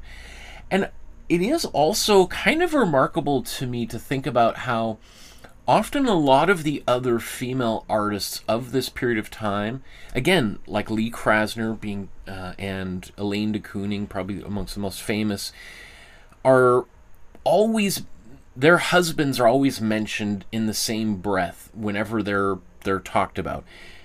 Like, it's as which has got to be super frustrating for those artists, that Lee Krasner, anytime Lee Krasner's mentioned, within the first sentence or two, Jackson Pollock's name is brought up. within the first sentence, I'm sure, of Elaine de Kooning's, any mention of her is her husband Willem de Kooning. But Jean-Paul Riopelle, who was as close to a husband as Joan Mitchell had, I mean, she was married for a few years in the late 40s to another man that lasted just a couple of years, but really Jean-Paul Riopelle was as close to a real husband and a peer to her that she ever had. He's mentioned almost never when you read about her or watch videos about her biography, which is, I think, very interesting. I was thinking about this, thinking like, it's interesting that Jean-Paul Riopelle, who's in Canada considered to be certainly the most famous Quebecois artist of all time, certainly the most famous abstract Canadian artist of all time, and very well known, particularly in France, is kind of a major, could be considered to be probably, yeah, the most famous French, both Quebec and French artist of all time, like the most important abstract painter, French abstract painter. I think that's fine to say. And yet, when we talk about Joan Mitchell, his name isn't brought up very often. In fact, almost the opposite. When we talk about Jean-Paul Riopelle, I would say in the first 5 sentences of his name being mentioned, Joan Mitchell gets brought up. And you can almost think of it as what has happened with Frida Kahlo and her husband Diego Rivera. During the time when they were alive, Diego Rivera easily way more famous than Frida Kahlo. Diego Rivera being, still to this day, arguably one of the most important Mexican artists of all time, as Frida Kahlo, of course. But at that time, easily one of the most famous visible artists on earth, who just happened to be Mexican, who had this very talented wife. But things have certainly flipped, whereas almost anybody who knows anything about art has heard the name Frida Kahlo, but many of them have never heard of Diego Rivera. So I think it's the same sort of way. I think a lot of people who've heard of Joan Mitchell probably or might be just for the first time learning about Jean-Paul Riopelle. So that's why tomorrow's episode's focusing on them, because they were very, very close. They talked a lot about art, and they shared a lot of things in common. And so we're going to look at and recreate a painting by her partner, Jean-Paul Riopelle, tomorrow. I mean, like, other thing, too, about Joan Mitchell is she traveled in circles where she was at the center of so much going on. Like, one of her good friends, Samuel Beckett, very important author, is so. She is right in the center of the cultural zeitgeist, specifically in New York, but later on in Paris. And she basically spends the majority of the last half of her life, even though she maintained this studio here at 60 St. Mark's Place in New York City for the rest of her life. Really, she moves here to France. I couldn't find her exact studio here, but the Rue Frémicourt, which is in the 15th arrondissement, quite close to the Eiffel Tower. And so her and Jean-Paul Riopelle had studios right in this neighborhood. She eventually moves out of Paris, just down the road from Giverny, where Claude Monet's studio is.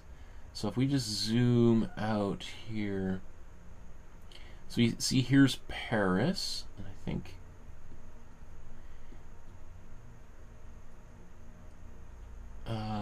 so Giverny, here's Claude Monet's studio here, and then and there's where Bonnard was living, and then her studio, is that it right here? No, okay.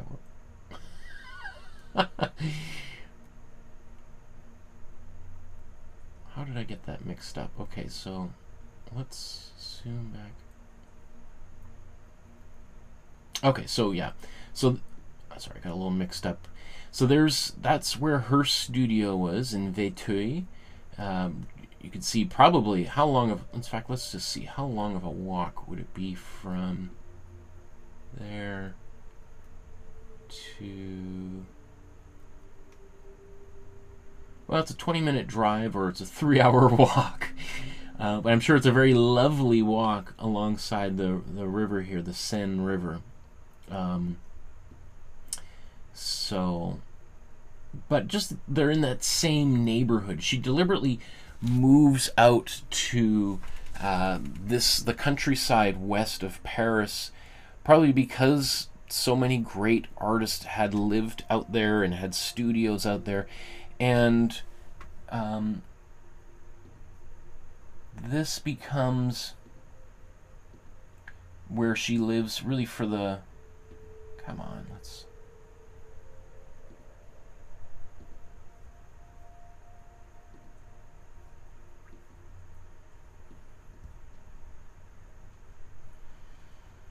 Claude Monet's. Where's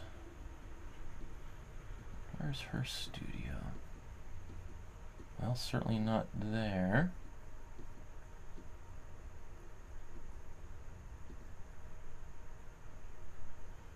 Okay, so it's somewhere, this apartment complex where she lived. You can see just a very rural, small town. And so for the majority of her life, or really the second half of her life, that's where she lives. I just want to quickly talk a little bit about other artworks that she's kind of made. Try to find, okay, so some of her first really big shows happened in the late 40s, early 50s. And where's Noon? Noon is considered, I don't know, maybe it's not here. No. It looks a lot like like this kind of combination between these first two paintings. That's the first one that she exhibited in that her first big show. You can see there's kind of an influence of cubism in here. There's a lot of like early Philip Guston kind of qualities. You know, not all these paintings are going to be everybody's cup of tea. I'm sure some people who are watching right now are like, can you elaborate as to why this art is interesting at all? Like, my kid could do that. And maybe we'll talk about that here in a moment. But, you know, they are very physical, very gestural. Like, you can't help but look at a painting like this, especially when they're, like, quote, life-size, like to human scale, and you see a brushstroke going all the way across. If you're standing in front of them, you can't help but kind of imagine, like, man, going like that, it's like, it's labor, it's hard work. She would have been dripping in sweat making these paintings, especially in that New York studio in the middle of summer, just all those hot, muggy days. Like, see, I love all these paintings. I mean, they're so raw and rough and wild, and there's the energy in them is just so attractive.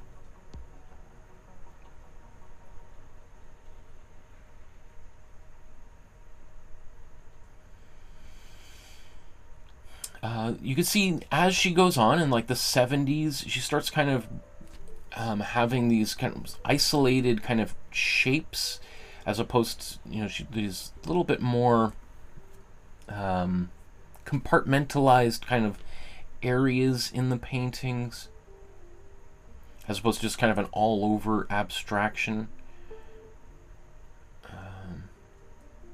You know, it's funny, these kinds of things, as we'll see here when we start painting it, you know, just seems so ridiculously simple and easy. My kid could do that. But to make a painting like this that doesn't just get super muddy and turn into a big brown mess when you're using oil paint, is not an easy thing to do. For these colors to remain as vibrant and takes a lot of control. There's a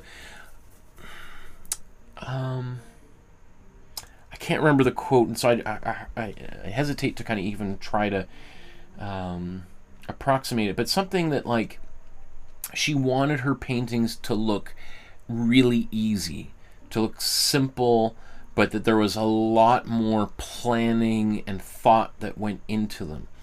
So they, in the same way that, like, a figure skater, and again, she was a figure skater in her youth, a figure skater, you want it to look effortless, right? If you're doing a figure skating routine and people see you, like, grimacing and struggling and then it's like they're going to take marks off for that. They want it to make it look like you're just like, I'm just doing this thing and it's so easy. I could probably just fall asleep doing it. I'm hardly exerting myself whatsoever.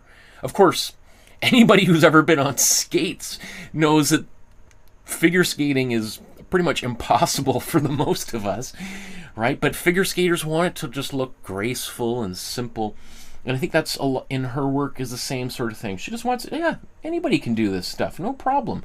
And she was, to her credit, one of the great mentors of modern art.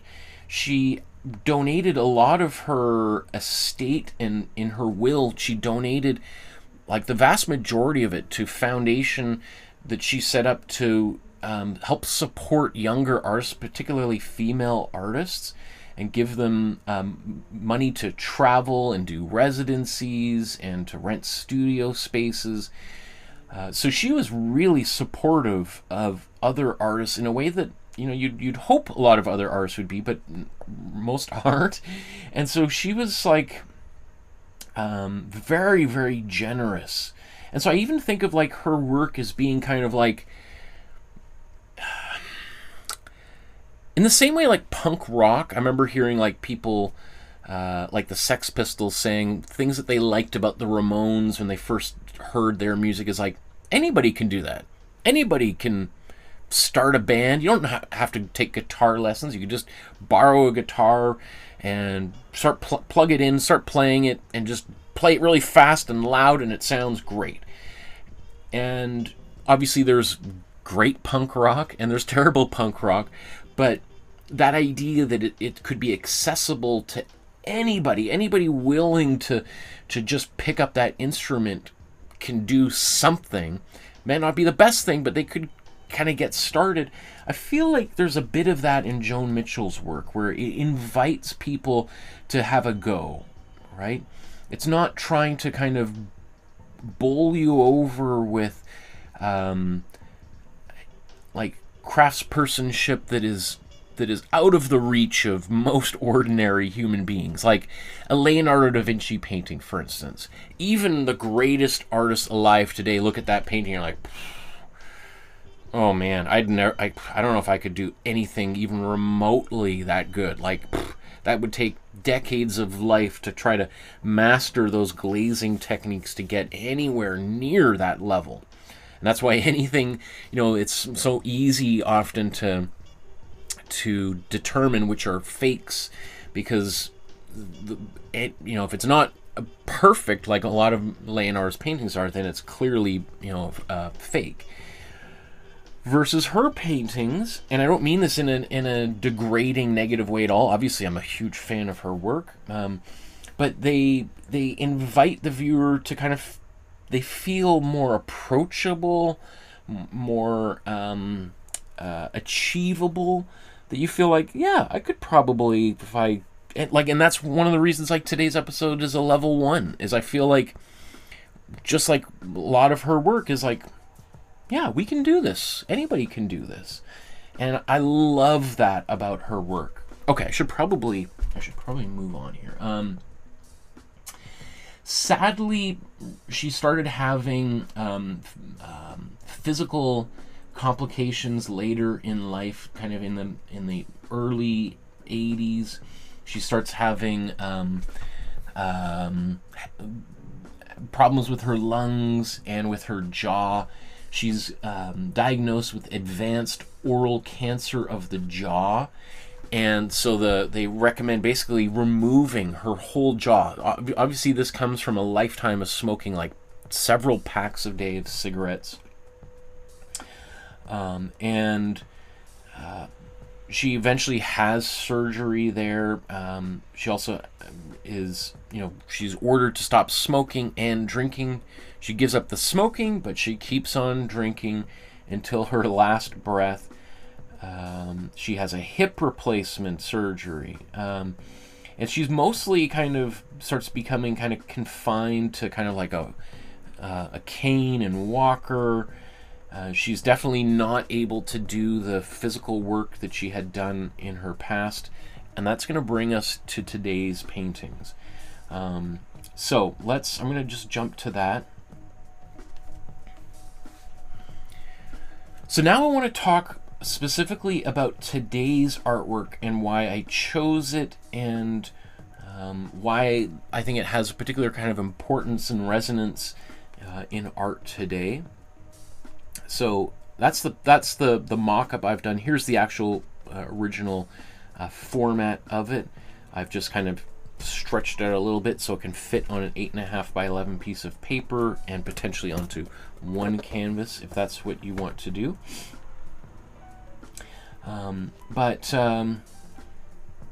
This painting is done in the very last couple of years of her life. So she dies October 30th, 1992, and today's painting was done in 1991.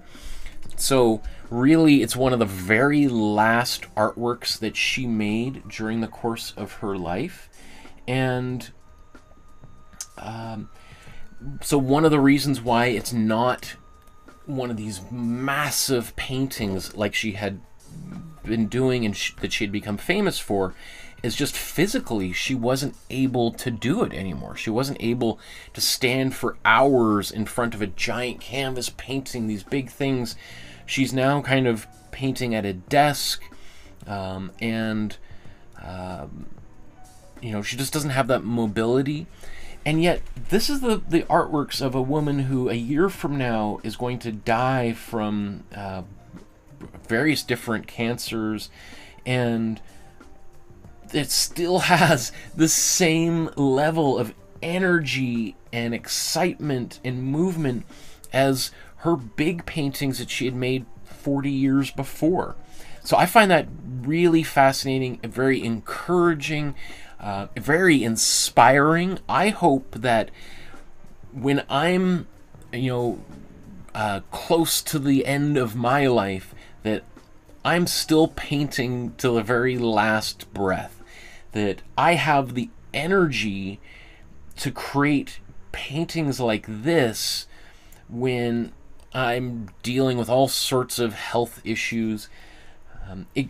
I think, for anyone who kind of feels like, I don't have any energy, life is too hard, maybe I should give up painting because I just don't have the physical ability. Thinking about Joan Mitchell and how she was able to persevere and keep painting up until the very end, despite having like little to no jaw left, having an artificial hip and having to stand at an easel with a walker. She's still cranking these things out. I just like that. What a way to go. She goes out doing the things that she loves. Maybe if we just zoom in, not the greatest, highest resolution image here, but we can just see kind of the movement of these. So this is actually a lithograph, and so it's a print. I'm not exactly sure how she did the original. I imagine this is either originally done with like chalk or like a grease pen, and then it's reproduced. So there's I think 40 copies, or maybe a little bit less, of this image, these artworks that were ever printed. Yeah, that must be some sort of like chalk pastel that she's smudging with her hand. So technically one could say this is not a painting, it's actually a drawing on paper, or a print of a drawing, lithograph of a drawing. But I want to do this as a painting just because I think it would be really fun to kind of smear paint around like this. I wanted to include some images here of my daughter at the Vancouver Art Gallery here. Come on. Because this artwork is currently on display at the Vancouver Art Gallery as part of a retrospective of her partner Jean-Paul Riopel's artwork. So really there's only this one painting on display. I think this is, and it's just sort of like in a little alcove by itself, because it is, after all, his exhibition and not hers, so that's totally fair. But I like that they've included her there because of how important she was in his development as an artist as well. You know, both Jean-Paul Riopel and Joan Mitchell were titans, you know, some of the greatest living artists of their time, and certainly amongst the greatest living artists of their particular abstract, expressionist, automatiste kind of genres, movements. So there's my daughter looking at this painting here. I want to share, if I can figure out how to do this.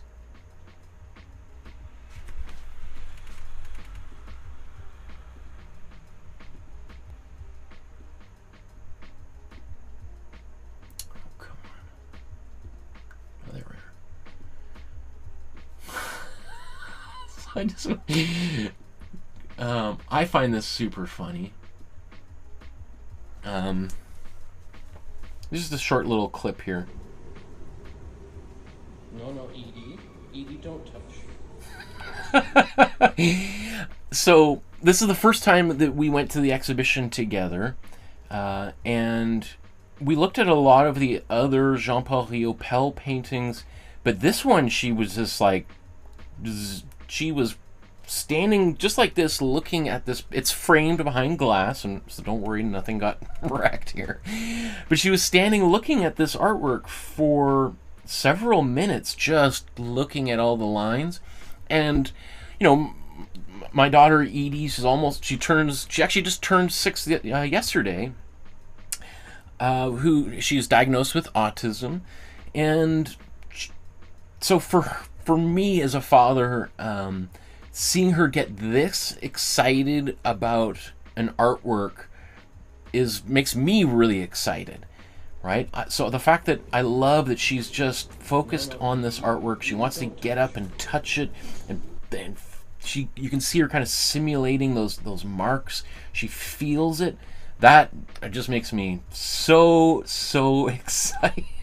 I just feel so happy and proud of her that she just felt compelled to touch it. And I teach her not to do that kind of stuff, but so we've gone back and looked at this artwork a number of times in the exhibition, and just a few weeks ago her and I went back there and brought some colored pencils so that we could draw this image.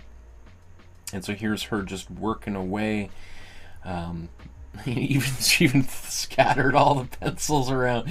But afterwards, here she's showing her artwork that she created, and she's sort of pointing out the different parts of it. Let me see. I'm going to go grab her sketchbook here, just because I'm just a really proud dad. So give me 1 second. I'll be right back.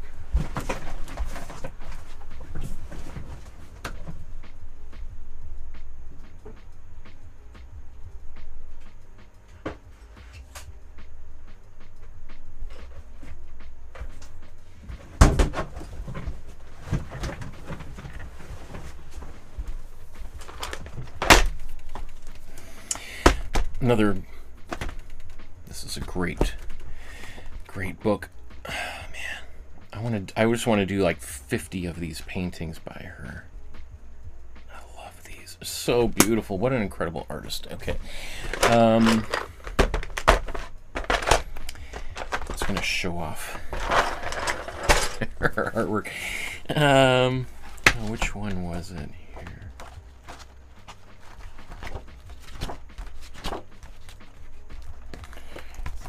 Okay.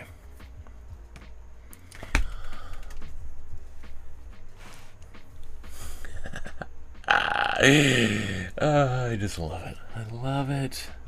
So I'm just going to put these side by side. So there's the artwork that she created in response to it. And let's just bring up the original here. Let's just say for our sake. Oops, come on.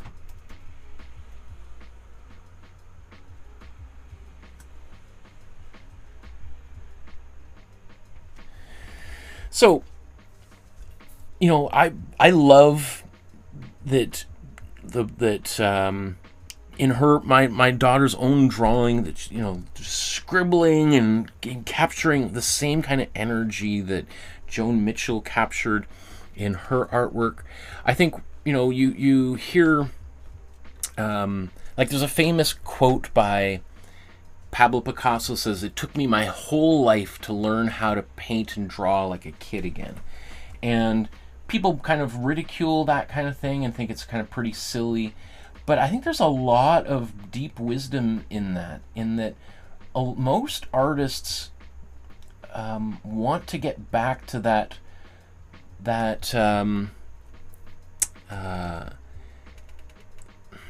more youthful period of not just of life, but of approaching art where you're not concerned with judgment, you're fearless, you're just making art for the pure pleasure and not to sell things or please anybody else. And you sometimes don't even have any idea why you're doing it or how you're doing it, you're just doing it. So let's get shared a couple last little videos before I move on here. Right, she's so proud of it. She's licking and kissing the artwork, which just makes me really happy too. Oh my goodness, cracks me up. Let's just share one more little family photo here. People are like, oh my goodness, he's showing pictures of his kid. We're looking at these family photos, but good drawing.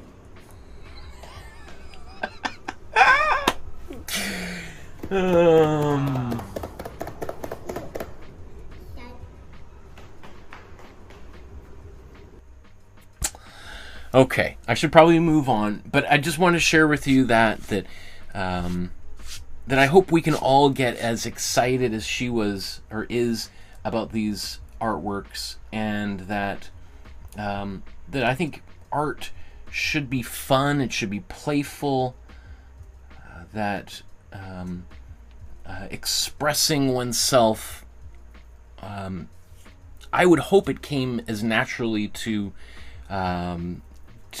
people watching right now as it came to my daughter, and that we should try to get back to that more fearless approach to painting. So, speaking of which, I think let's go to that next step and let's start painting.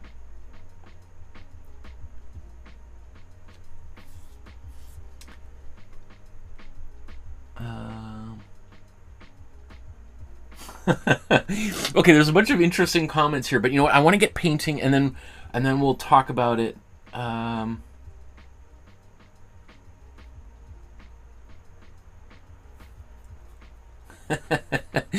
Okay, so let's start today's painting. And typically I like to work from the background to the middle ground to the foreground and then loop back around. So I do a pass, like, so start in the background, do a pass there, do middle ground, and then loop around.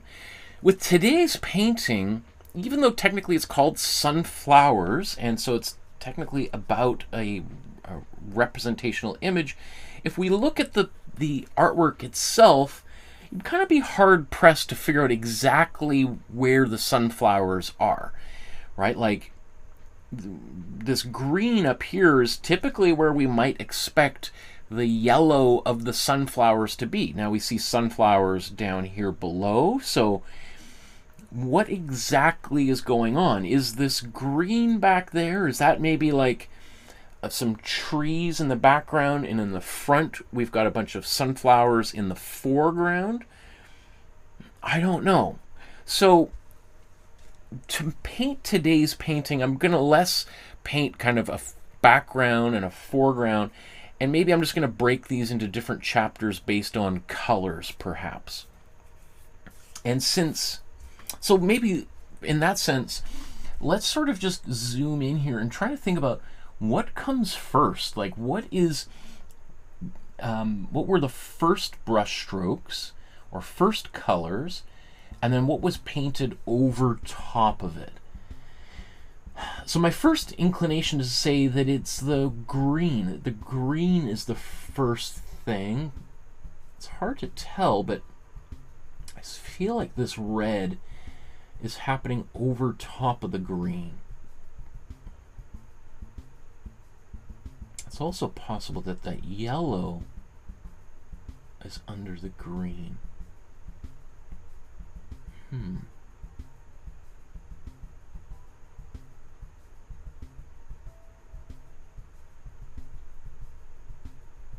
It's very hard to tell. Again, this is a lithograph, so all those colors are probably printed separately, which might affect the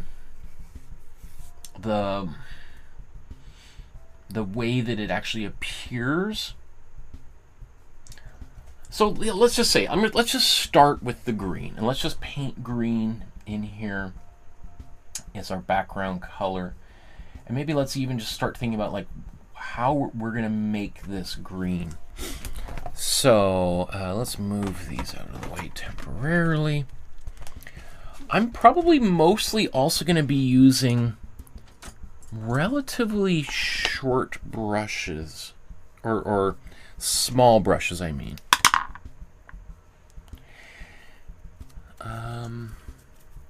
Ideally, I would have some longer brushes, but I don't think...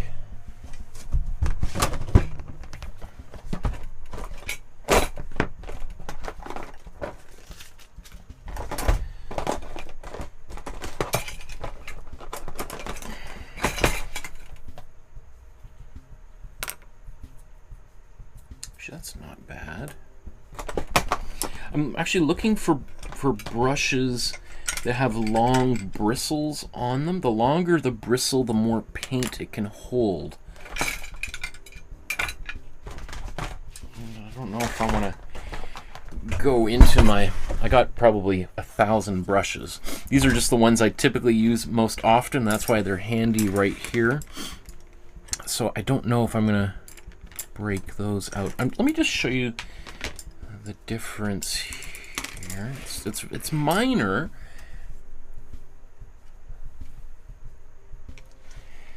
But here's a few brushes about the size. You can see there's my pinky finger, so we can see the kind of size of brushes. What are these? The numbers on here? These are 1/4 inch wide brushes.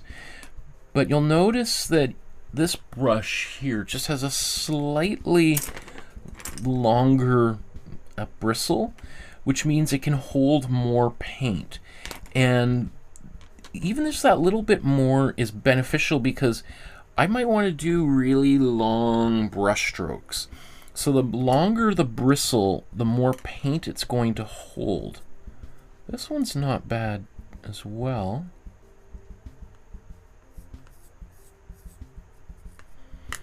As opposed to some of these other ones, you can see, so these are all, most of these are all the same brushes, but they've just had different levels of wear. So as they get worn, literally little bits of the brush are kind of disintegrating and mixing into the paint. Sometimes that causes the little kind of specks and things. So I'm going to try to use the brushes I have that have the longest hairs on here so they can hold the most amount of paint. And this color that I want to mix. So let's try doing this. Maybe a quick little experiment with color mixing so that we can see how close we can get. So maybe I'm just going to use these other brushes to start. So my first instinct might be to say, I want to mix a cool yellow and a cool blue and get a green that way. Right, and maybe it is a little bit on the darker side. So if I mix those two together, that's the kind of green that I'm going to get.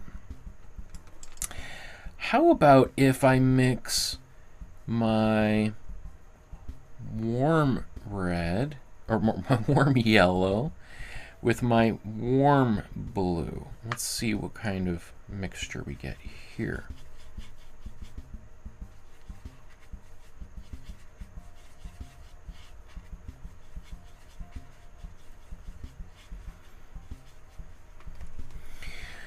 So what I want you to see is kind of how different those two colors are.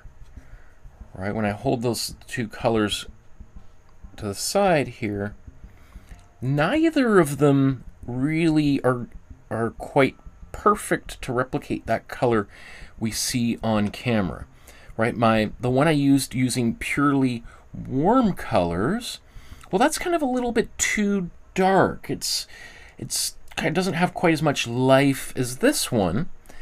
However, this one, even if I mix a little bit more blue in there to darken it down, it's a little bit too intense, too saturated of a color. So really, neither of those are actually perfect. So instead, what I want to do, I think it's, instead of just my two cool colors or my two warm colors, it's going to be a combination of one hot and one cool.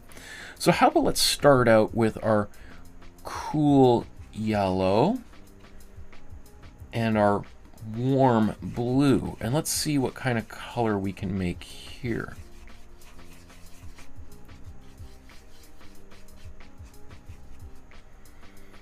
So we got that. And let's do one more. Let's mix our warm yellow, or should I do this, with our cool blue. So we got warm and cool together.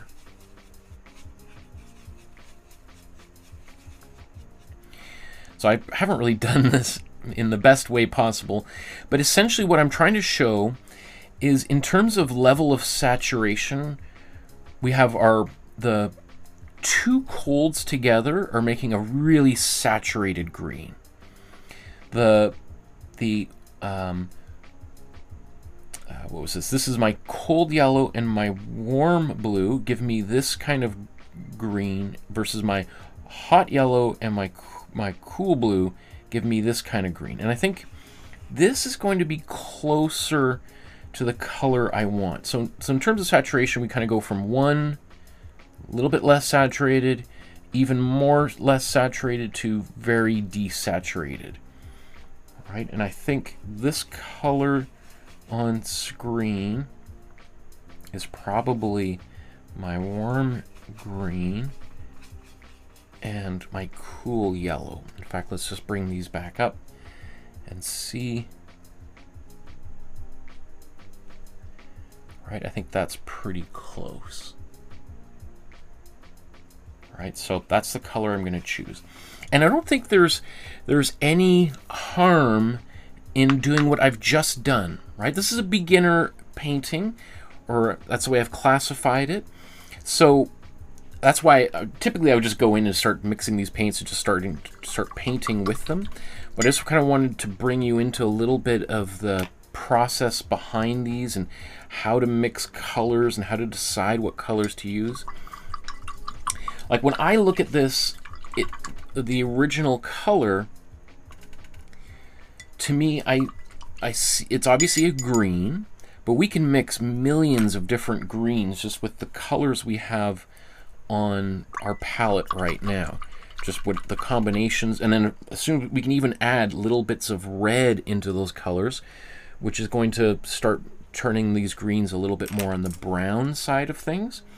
But where a color transitions from green to brown, well, it's not like there's a you have to go through customs, right? It's not like there's territorial boundaries where one is definitely brown and this is green and now you're crossing over the state lines or whatever. It's it just sort of at some point becomes green, and at some point you realize, oh, that's a little bit more on the brown. But again, we could make millions of colors just using those 4 there, plus maybe a little bit of red. So once again, just to do this, I'm going to take a little bit more of, let's actually take a big blob of this. There's my cool blue, and let's take a big scoop of my warm yellow. Let's mix these up. And if I really want to have fun, and I always really want to have fun, I can just keep this color, instead of completely mixing it together, I could leave it slightly unmixed. So as I paint, maybe a little bit more blue or yellow kind of come through. In fact, let's do a little bit of that. Let's put a bit of unmixed paint onto the brush. So now I've kind of got a little bit of a combination of some colors. It's not exactly what she did in this painting, but let's have a little bit of fun, right? Let's kind of play with these colors and allow ourselves some freedom. So, which one should we begin with?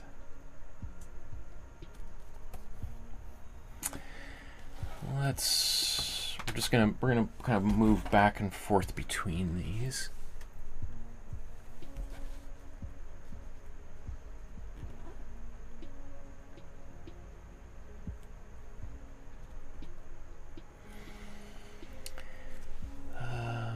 What can I put on here? Just need something. I'll just put another one of her drawings there to focus this camera. Okay. So, oops.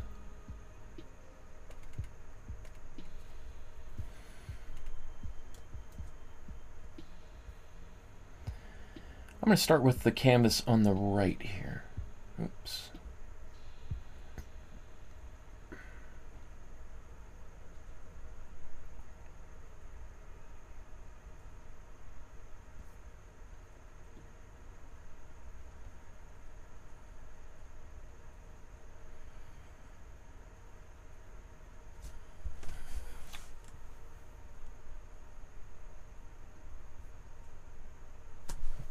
There we go. So to start, I'm going to kind of look at how I'm holding this paintbrush, actually. Rather than kind of painting like this, like I'm writing something, I want to give up some control. So I'm going to hold my paintbrush about almost right to the tip there. In fact, you could hold the tip. And I'm going to hold it fairly loose and light. I want this brush to kind of dance around on its own, right? It's sort of like taking a dog for a walk on a leash. It's not like I have a stick directly connected to the collar into my hand. The dog has some freedom to kind of do its own thing, and I'm going to allow my paintbrush to do its own thing as well. And I know for some people that's like, that's crazy. That's going to make this painting so difficult to make because I'm not going to have any control. It's like, yes, exactly. We want to give up a little bit of control in this moment and try to just go with the flow, right? And that's going to make, you know, a lot of people feel very uncomfortable to make a painting like this.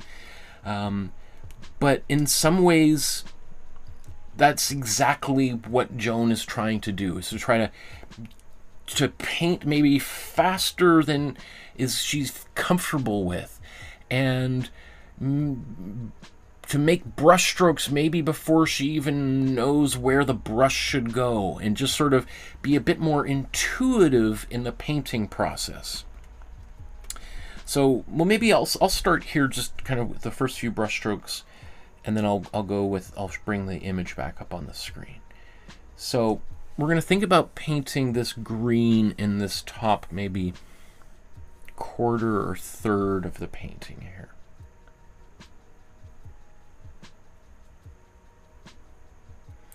So you can see some of those brush strokes pretty light, just sort of dancing around on the surface.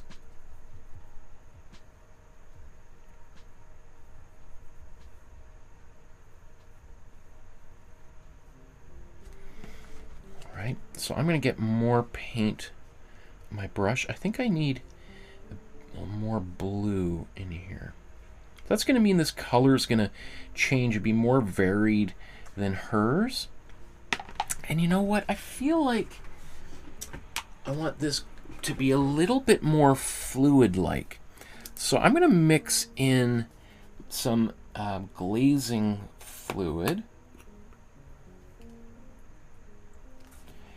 which is going to make this paint more transparent, but it's going to make it a little bit less kind of thick and goopy, and maybe a little bit more easier to brush with, so that those brush strokes. Oh, and I wanted to use this brush that had longer bristles too.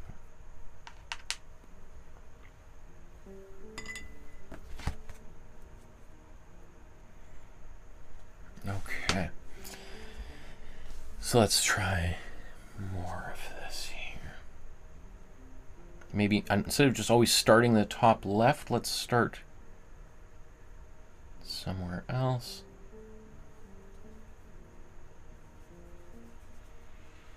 I'm going to need more blue, and I think I'm going to take a bit of my warm blue as well, bring this in here. That's going to darken this color a little bit.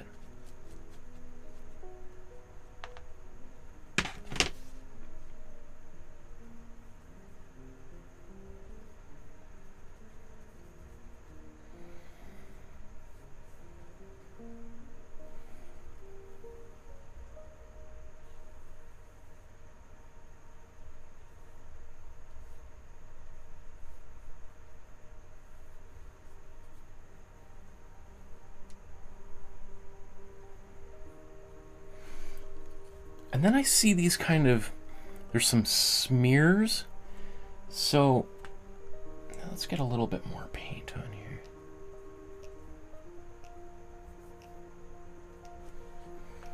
I'm going to take my finger and just smear a little bit of paint.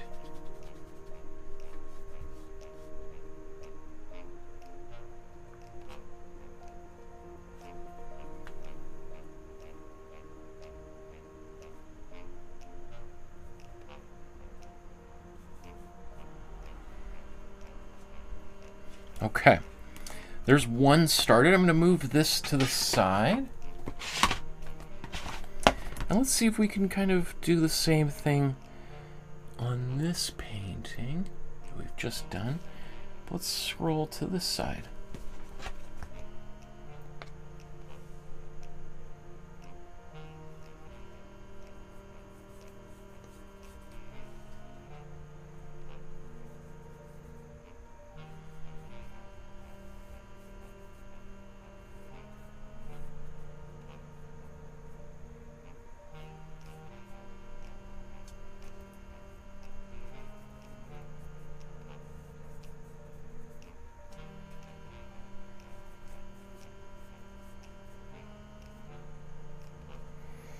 Okay, now I'm going to take my finger, do a little bit of smudging here again.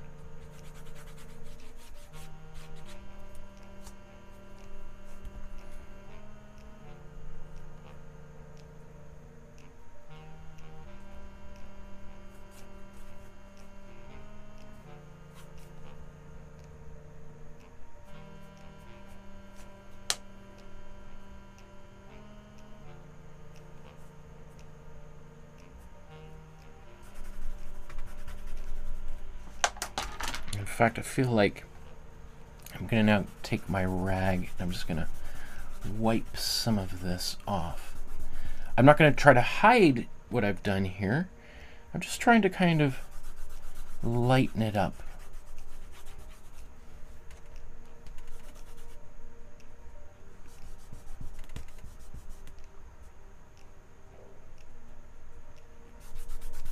And I'm even going to take the rag, it's a little bit dirty, and actually use it to just smudge and smear a bit. In fact, I'm going to bring this one back here. See if there's...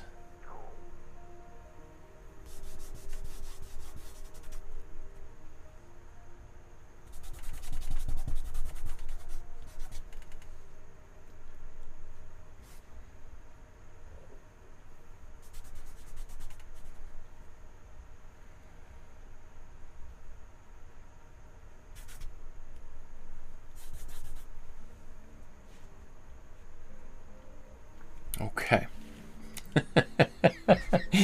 I know that some people are like, this is too much, Michael. This is ridiculous. But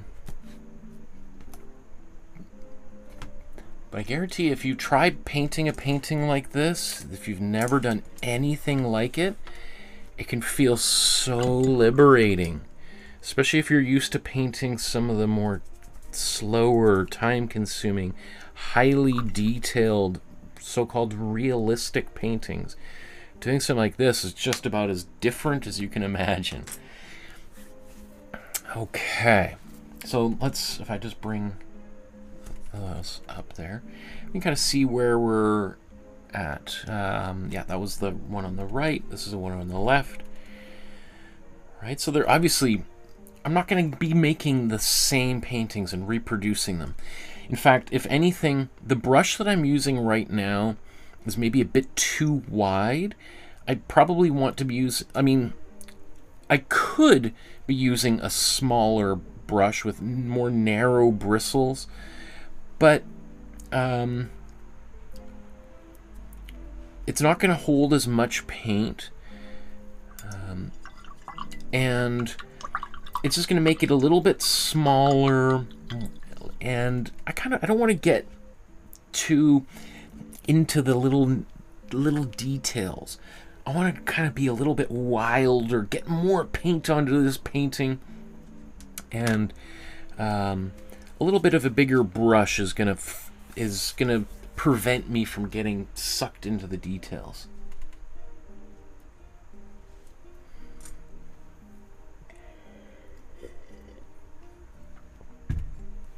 Okay, so we got our green. What would be maybe a next color?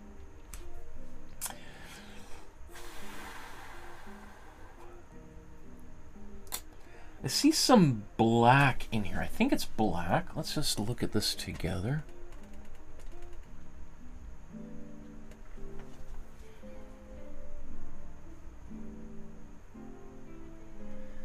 Looks like black. It also kind of has a bit of a purplish quality. I mean, probably it's just black.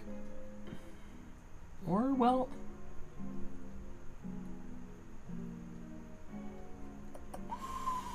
I mean, it's hard to say. I would say probably 95% sure that's just pure black. But because I see a bit of purple in there, rather than just using black right out of the tube, I'm going to do what I always like to do, which is to mix my own black. So I'm going to take my cool yellow and my cool blue. Let's mix this up.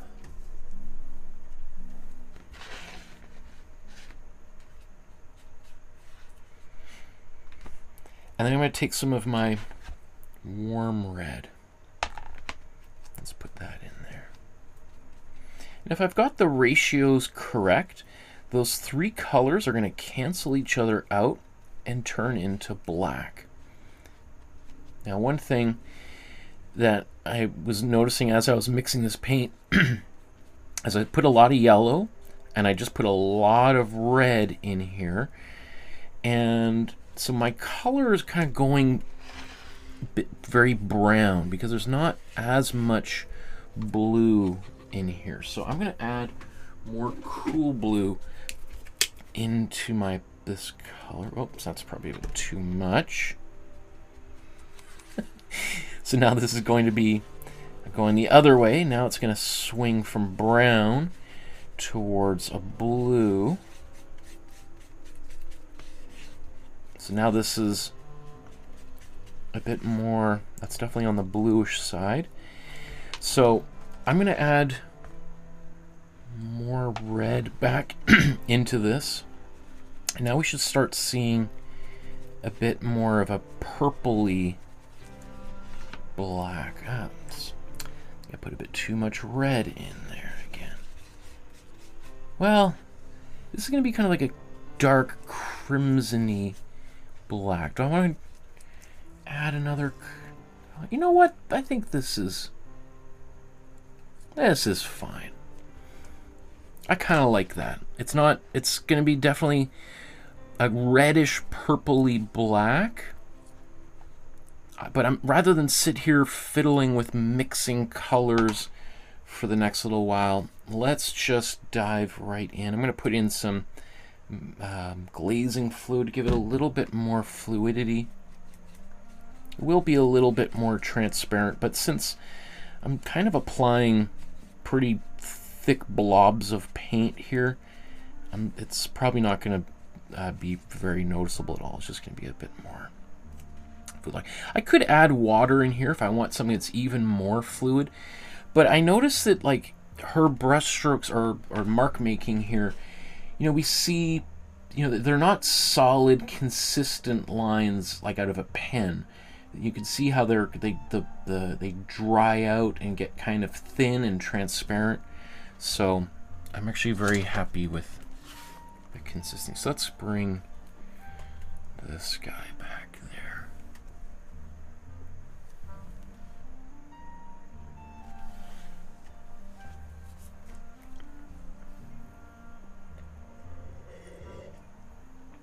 Oh, there's so many comments in the chat. Okay, I'll get to that here after I've done the black, before I move on to the next thing here.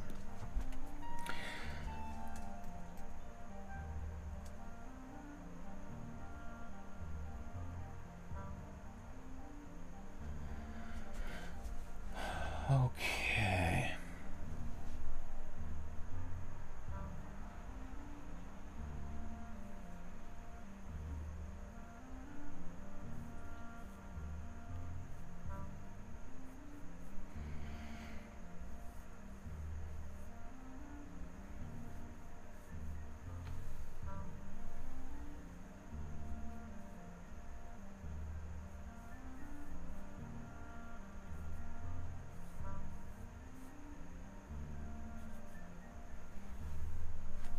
You know what, I do notice some really thin lines here. Maybe I will use a smaller brush for some of this.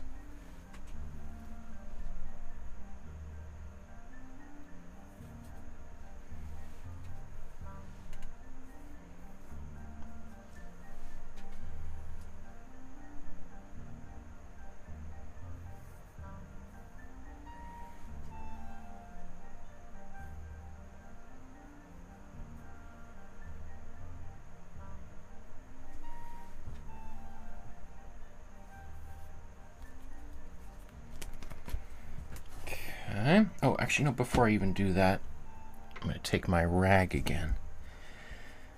Let's get a little bit of water on it.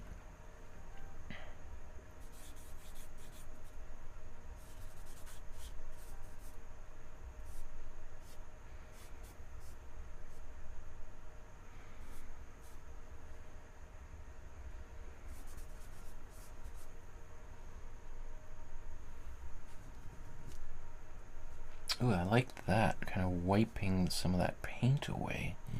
Just little bits of it. Okay, that's cool.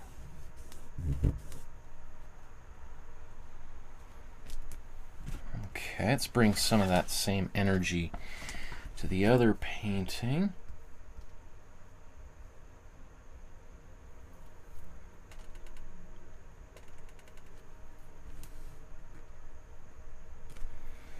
Let's start with my bigger brush.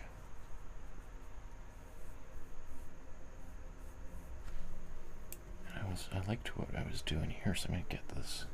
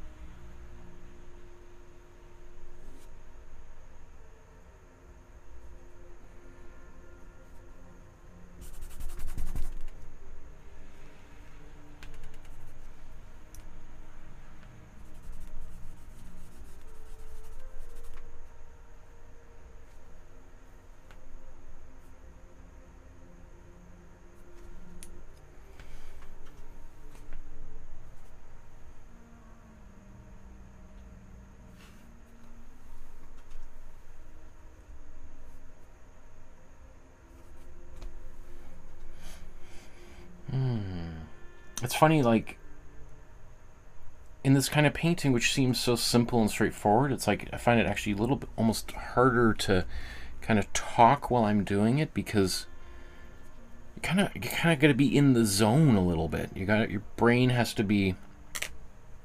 It's hard to do this kind of painting and being in that more language-based mentality, because it's kind of working on a different level mentally. It's more physical.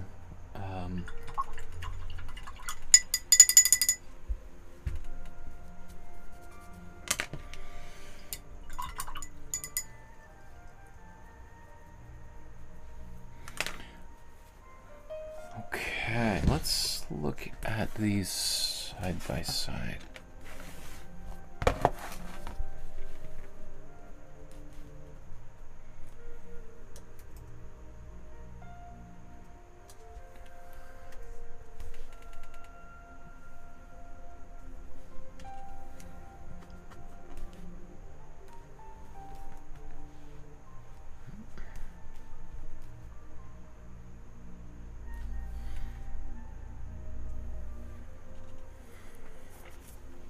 Okay, so that's, let's bring this up here.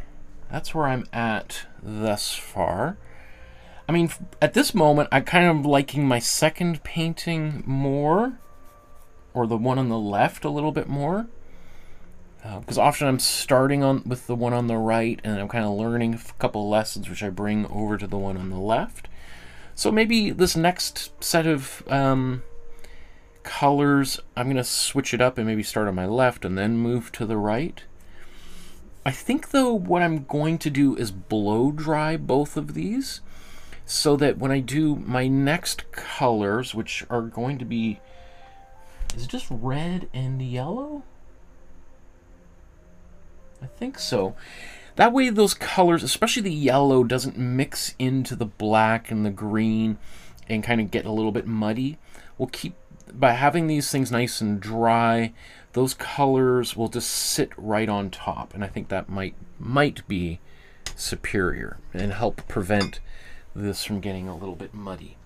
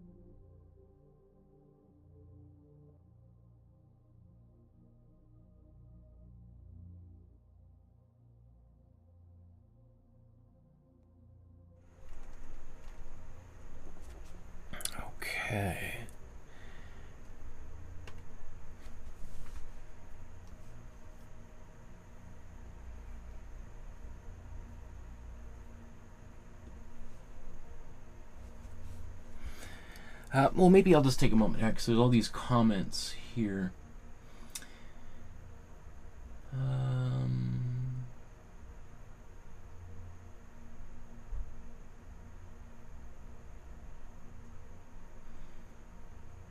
There's Kathy's gone camping. Ari says, so curious about technique in these abstract paintings. Mine usually turn out awful. Singa says, I love to getting to know about the artist. Ari says, Kandinsky. Yes, Kandinsky was the name of the Russian painter whose name I forgot earlier. Ari says, having tried this type of painting before, I find it the hardest of all styles and movements. I would agree. Again, that's the great irony of people saying, my kid could do that. Because often if you try to do this thing on your own, you're like, oh my goodness, how do they make it look so easy, so simple and fun? Whereas when you try to do it, you're like, oh, to make it look simple and easy is often the most difficult of all. Same sort of thing with like cooking, right? If you're just using a few small ingredients and you try to cook it, it's got to be just right, or it looks terrible, or it tastes terrible, right? Because you're not using a ton of extra spices to disguise the quality of it. So yeah, it can be really, really hard to do. Senga says, I don't know why, but this style of painting hurts my head and makes me feel seedy. I can't explain it. Anyone else feel like that when trying to copy some styles of art? Seedy, hurts your head. Ari says, I can see how the chaos could hurt one's head. Senga says, it's strange. I feel sucked in and trapped. Interesting. Sucked in and trapped. Definitely abstract art can make people feel uncomfortable, right? Some people say they don't like abstract art just because it just looks simple and lazy and it's not like anything. It's weird, strange. I think sometimes those feelings can also be like there's something about it that can make people feel like because of the absence of imagery or language, there's nothing to kind of hold on to, like a ladder to grasp onto.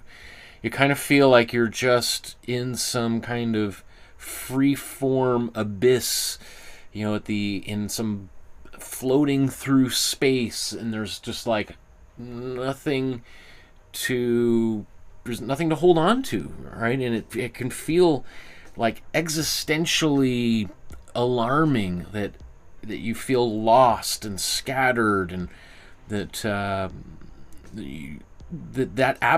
because there's no language, nothing to kind of grasp and understand, you feel lost. And I even think it sometimes makes people feel like, that existential dread of like, maybe this is what death is like, of just like this formless kind of, as things just start to kind of to disintegrate, like things you see and feel, words start to lose their meaning. And for some people that can be super scary, and that might be one reaction people have to abstract art, is like, something about this is bringing up some pretty uncomfortable feelings of like mortality, perhaps. I remember when I saw the Mark Rothko retrospective in New York when I was a student out there, I personally was looking at these paintings and being like, interesting, okay, whatever. But there were people standing in front of them, sitting in front of them on the floor of the gallery, just tears streaming down their face looking at them. And I was like walking through a museum. This is like when I was like 20 years old, and being like, that's weird. Like, what? People standing and looking at an abstract painting crying? Like, okay. Like, I wonder how much they've had to drink, or what are they smoking to get that extreme feeling.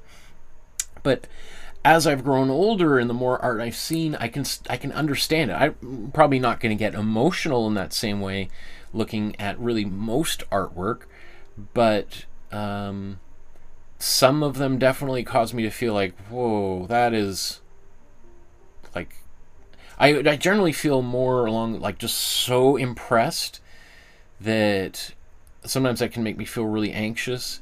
Like I remember seeing, closest I can come to that is seeing, I remember this exhibition of watercolor paintings by JMW Turner at the Royal Academy in London, and they're just these little watercolors. Like they're really small, but they have these vast landscapes inside.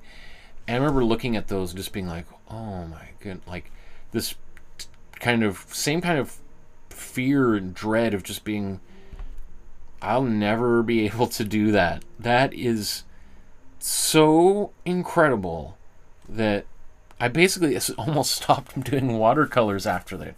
It was just like, that is just so good that even trying it's not even worth it. In as opposed to what I was saying earlier about Joan Mitchell's work, where it almost feels like almost the exact opposite way. It's like there's no bravura in it, like trying to kind of impress you with technical mastery. It feels a lot more achievable, tangible in some way. And that's one of the reasons I really like her work, is it just everything feels possible when I look at her work. Okay. Let's get back to, oh yeah, I was going to do this one here. Okay.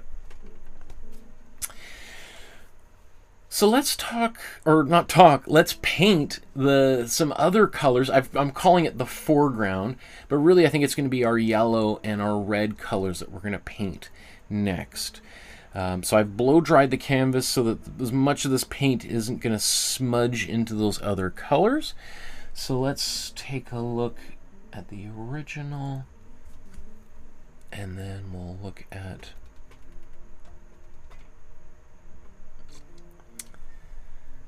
this is where we're at right now.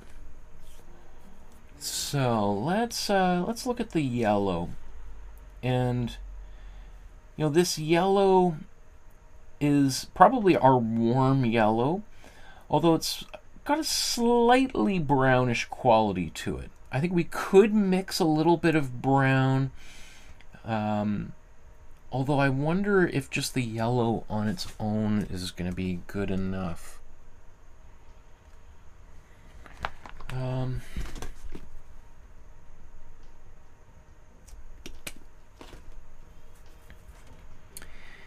Let's see. I'm going to take this yellow, take just a little bit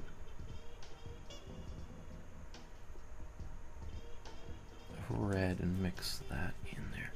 There was a little bit of blue that was mixed into that color. It was just kind of there. It was a little bit of my cool blue. I don't mind that being there. So it's just slightly modified. Take a bit more of that blue in there. Let's get a bit more red. That might be, is that too much? Might have been a bit too much. Let's put a bit more yellow in there.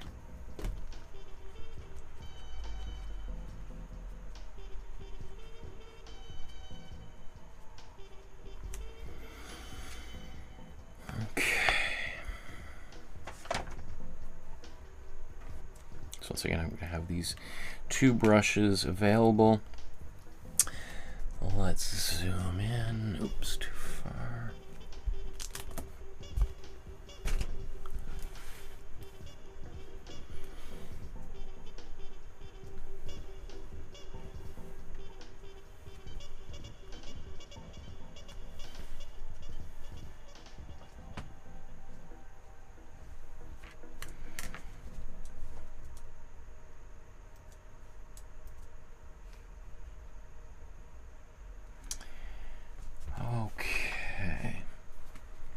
Have a rag nearby to smear and oops, that's pretty gross. I'll get a clean one to use.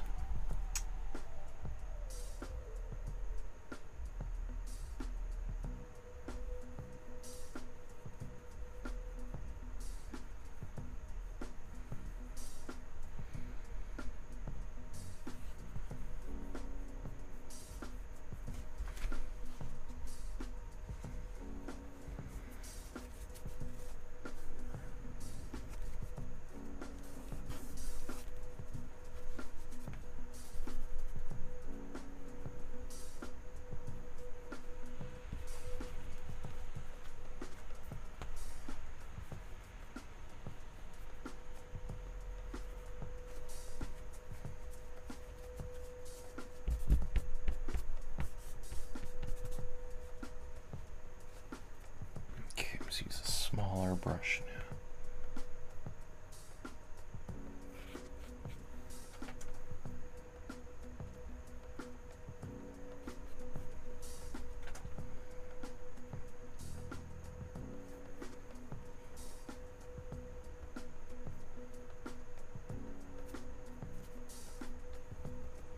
I don't see any yellow up top there.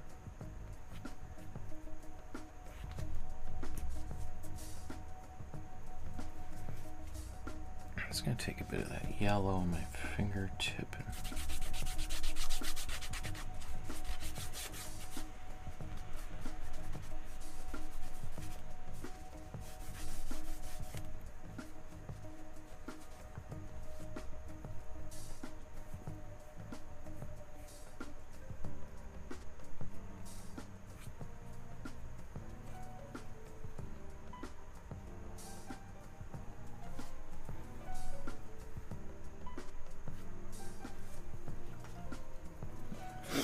okay, there's one.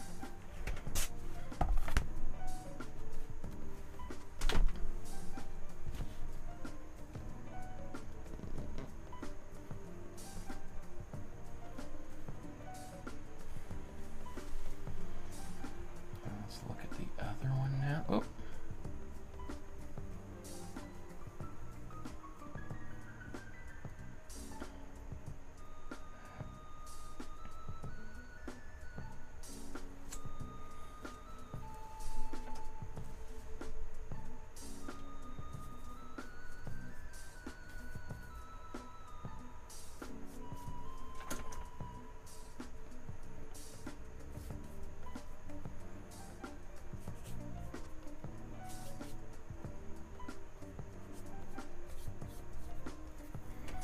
Just so you can just see kind of how I'm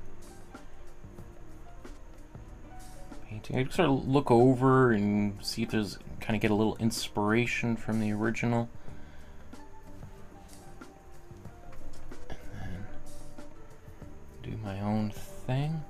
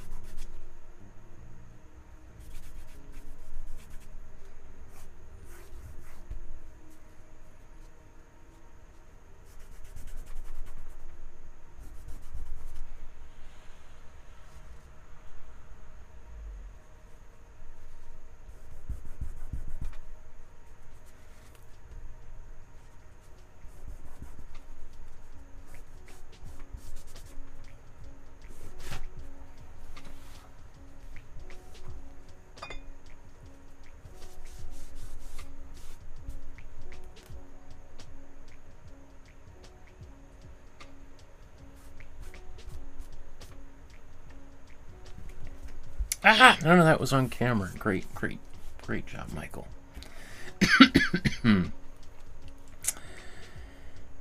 Okay, so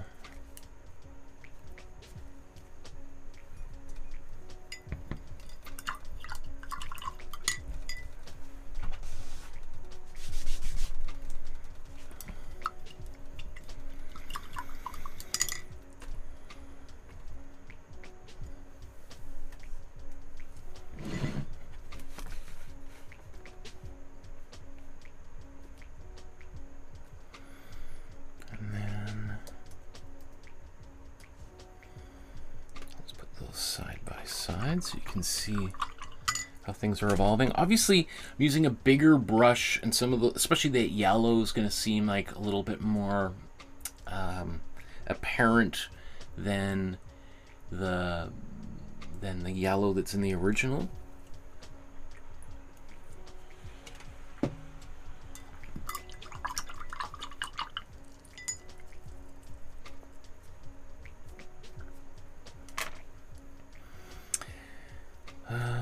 I'm going to blow dry this again here, so that when I paint with the red, I'm not going to get too much orange. I want to have that kind of separate.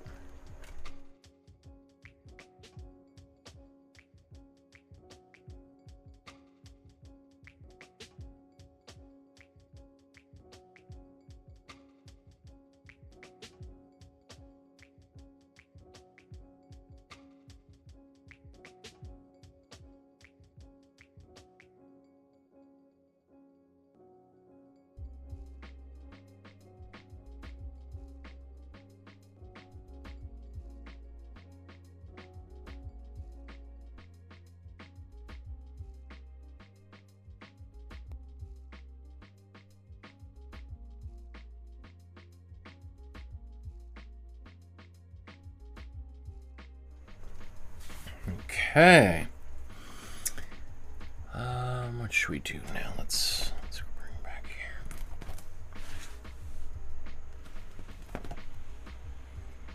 So, you know, it's interesting. The one on the left, previously, but after we finished the green and the black, I was really liking the one on the left the most, and was feeling not so excited about the one on the right. But now they're kind of balanced. I might even now maybe like the one on the right a little bit more. I really like this area of this painting a lot. This area I was really unhappy with, but now I don't really notice it anymore. Now that yellow, I'm much happier with it. So that's, again, just sometimes instead of trying to erase or fix things, just keep moving forward, and sometimes the thing that you don't like about a painting just disappears. It's just gone. It's been covered up by other colors and things. So okay, so let's look at, try to mix this red. Now that red looks definitely a little bit on the cooler side,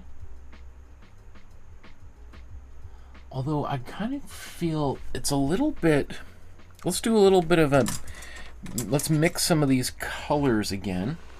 Because I think, yes, it's definitely cooler, but I think there's a little bit of blue in here that's, let's, how should I show this? Let's go this way.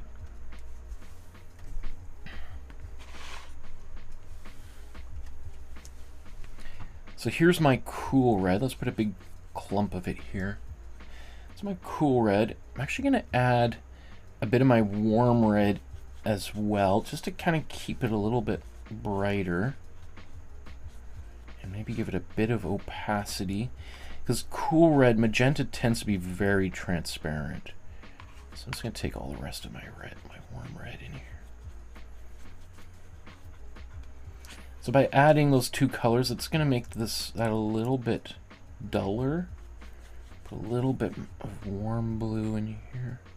Oh, is that too much? Not too bad. The more blue, obviously, I put in here, the more purple this is going to go.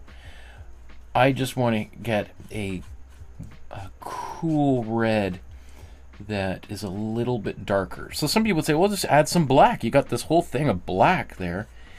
But black is just going to kind of dull that color down. I want to keep some of the intensity, the saturation of it. So using little bits of other colors is going to keep it relatively saturated. So I think that's pretty good. That's pretty close to the original. And so let's back that out.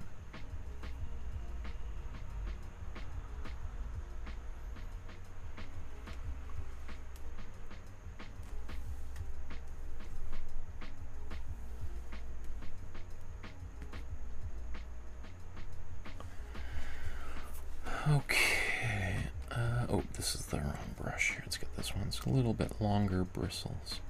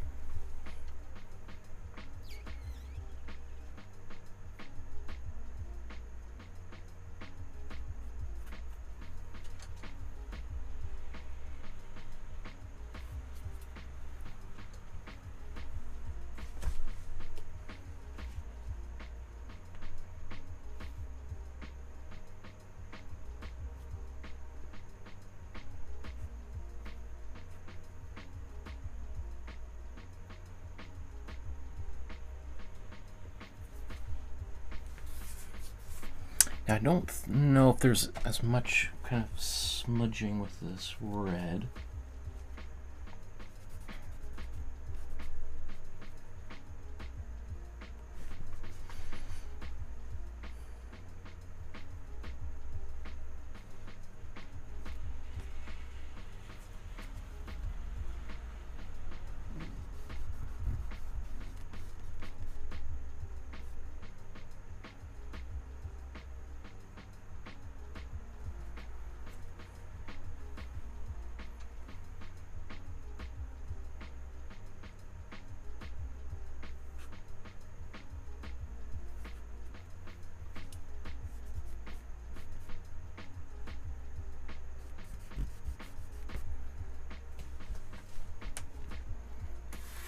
Okay, let's go to the other one now.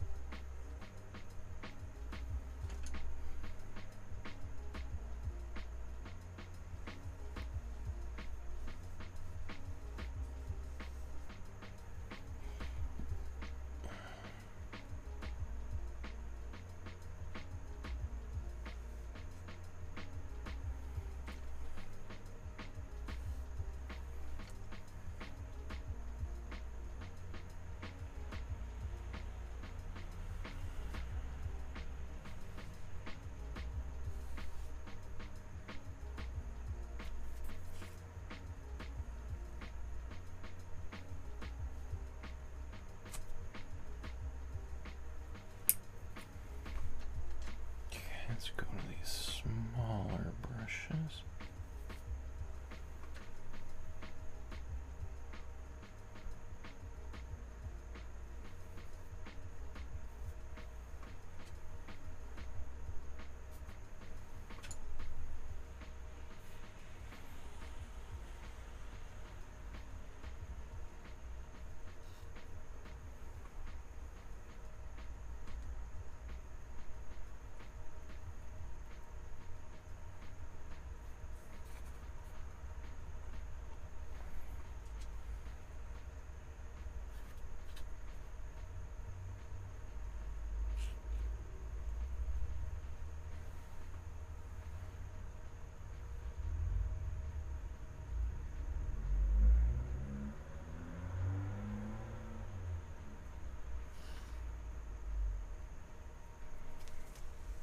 Okay, let's see. Let's smear things around a little bit.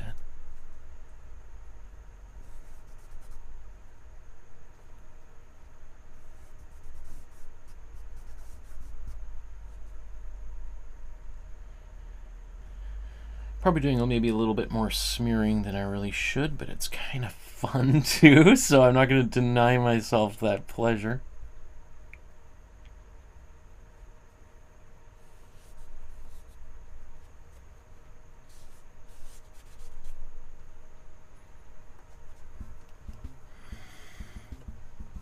Okay.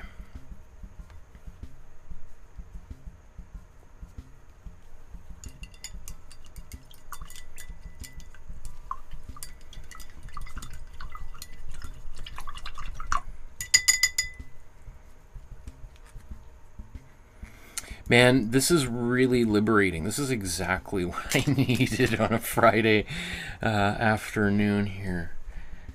Okay, I'm gonna blow dry these, and then we'll step back and kind of see how things are at this stage.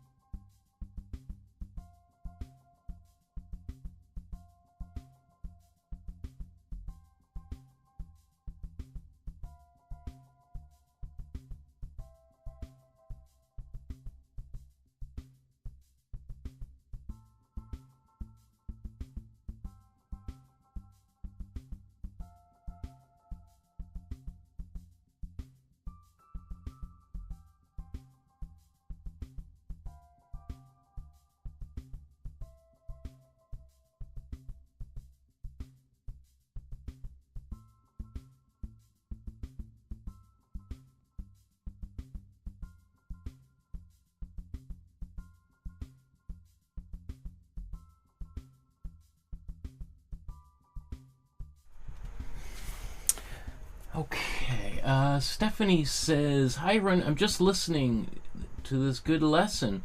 Was Peter Max an abstract painter? He was my favorite artist, akin with Van Gogh, when I was a child." So Peter Max, is Peter Max, I think he's still alive?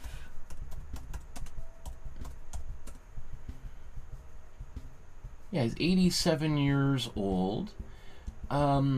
Peter Max, would you call him an abstract painter? I mean, there's abstract qualities to these. They're much more illustrative, more... oh, sorry, it's not coming up on the screen here.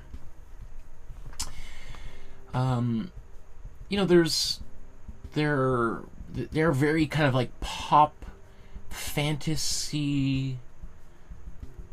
You know, they remind me a lot of... I don't think he did the Yellow Submarine. What are they called? Psychedelic.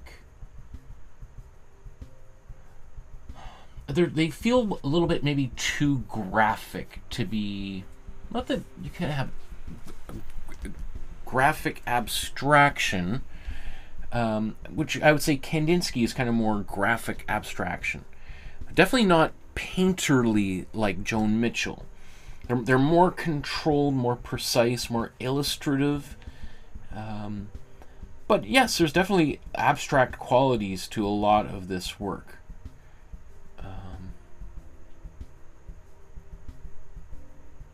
Be fun, maybe. Yeah, if you can think of one of your favorite paintings there, Stephanie, let me know, and maybe we'll do a Peter Max episode coming up soon. He is quite well known artist as well.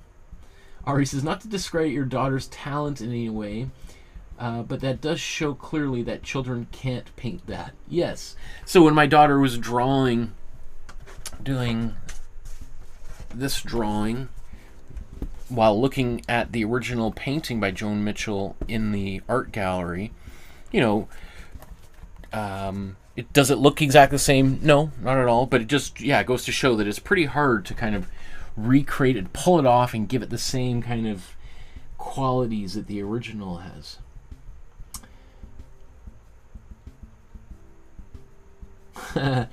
Koro Show says, abstract expressionism is for artists that didn't get enough art training. Wink, wink.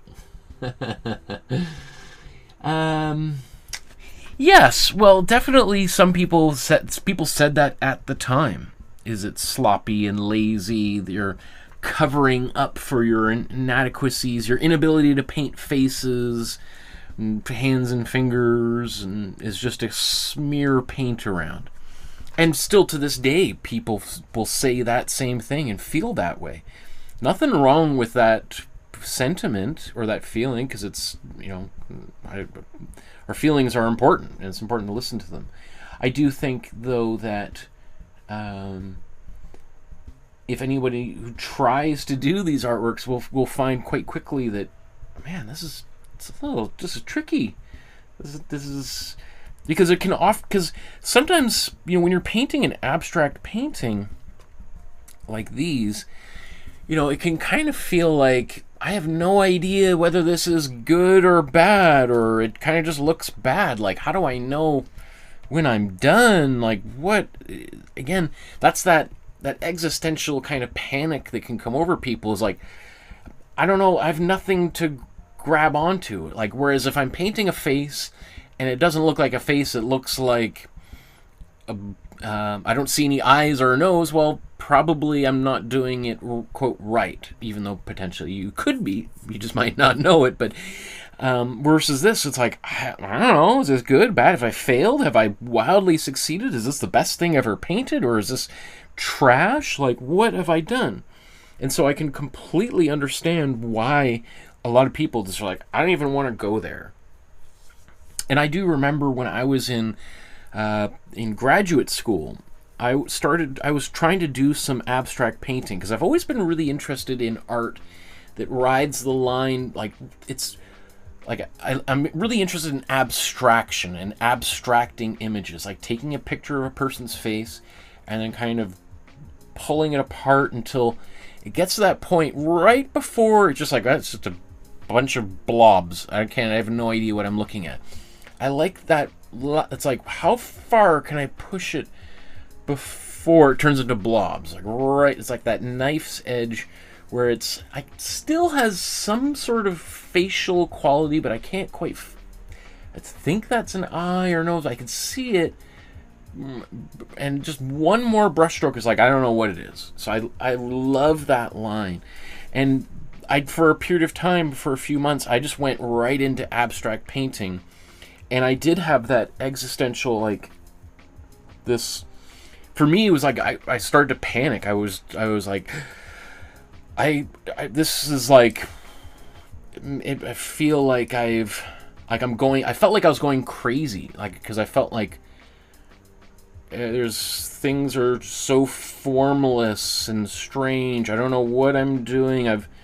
It's like I've fallen off this really tall building, and I keep falling and falling, and it's like Alice going down into Wonderland, goes through into the rabbit's hole and just keeps falling and falling forever, right? That's the way it kind of felt like to me. It was pretty scary. I definitely remember, and I was doing a lot of reading about insanity. I was reading like Foucault and Derrida, and Foucault's book Madness and Civilization, and how all madness is kind of relative. And I was reading Althusser's memoirs, biography, in which Althusser was like this famous French philosopher who started to kind of lose it and was continuing to write during that time. And reading, I was just like, oh my goodness, this is too much. I need some reality, something objective to grab onto, to climb back out of this pit. So when Senga was saying something about how it hurts my head to make paintings like that, I totally understand. Senga says, your daughter's all grown up from the drawing classes we did when we drew her. Yes, I totally agree. Blork says, try sneezing. Achoo! I guess, I don't know if that helps. Okay.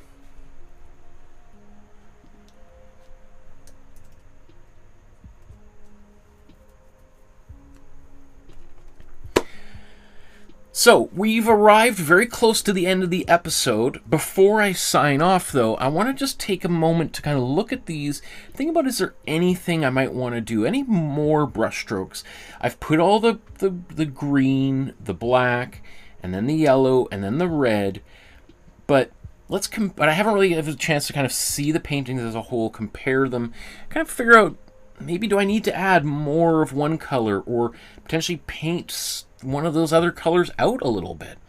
So let's just see how they stack up side by side here.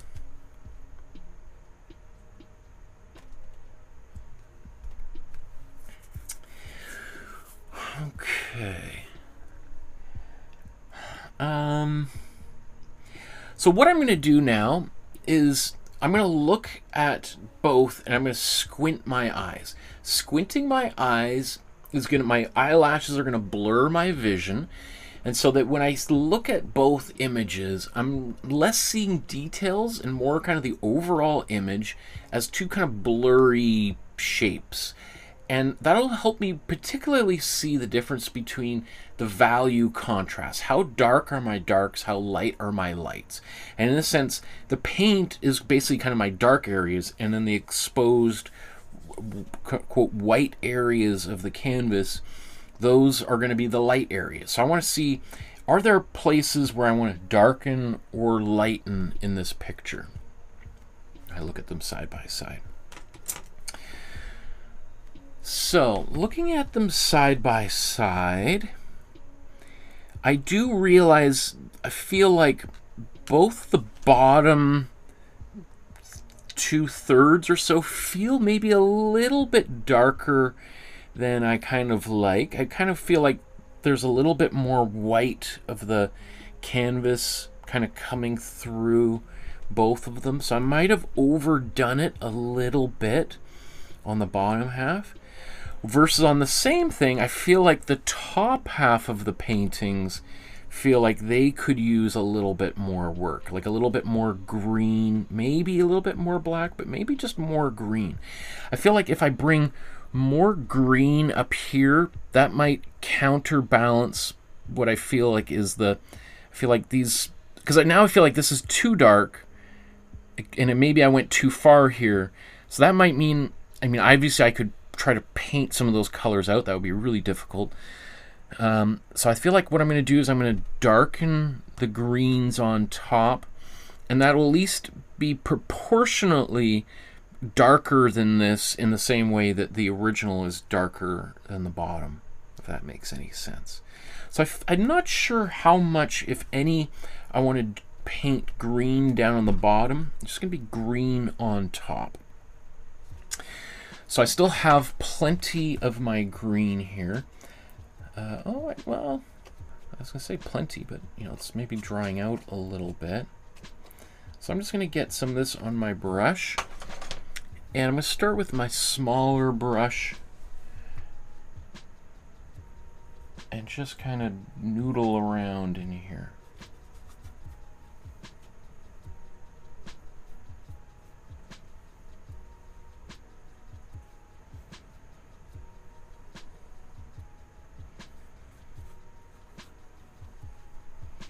Now I could, since I want this to be darker, just break out my thicker brush and just start loading paint right into there. But then it'd be very easy to kind of overdo it.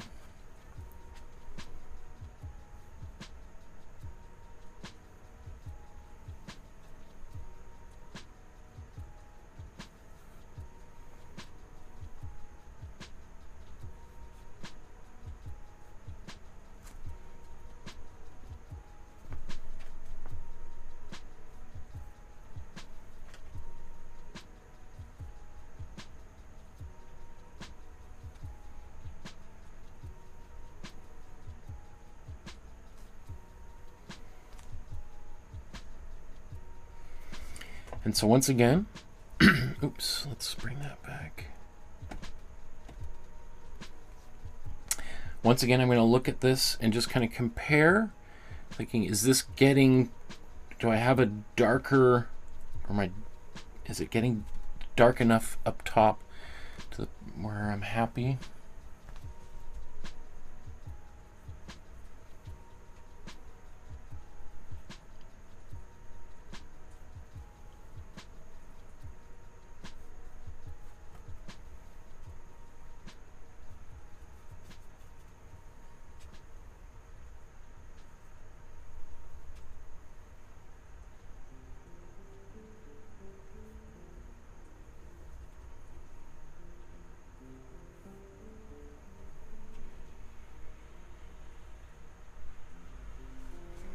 Okay, that might be good for the green. I might come back with some black here in a moment.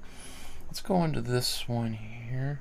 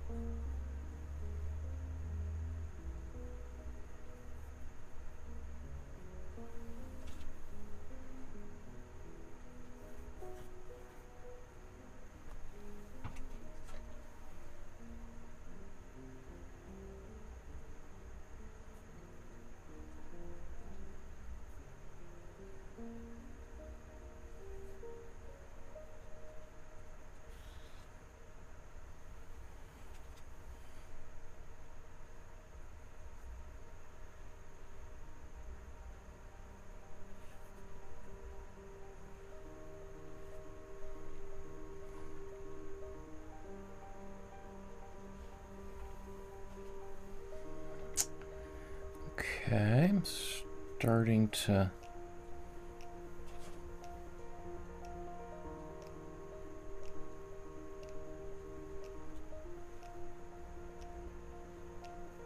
feel better about this.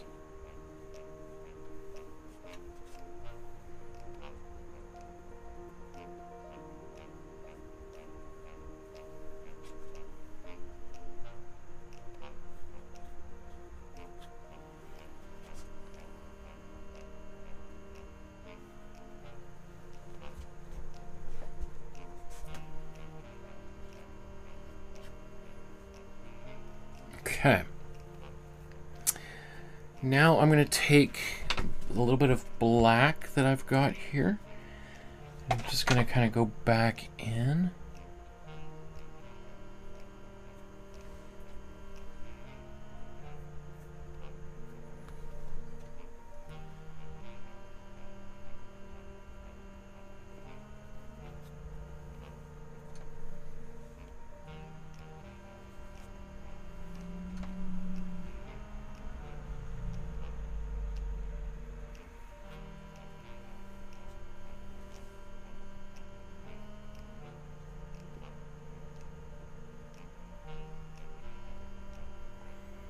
So I'm trying to resist the urge to do too much down here.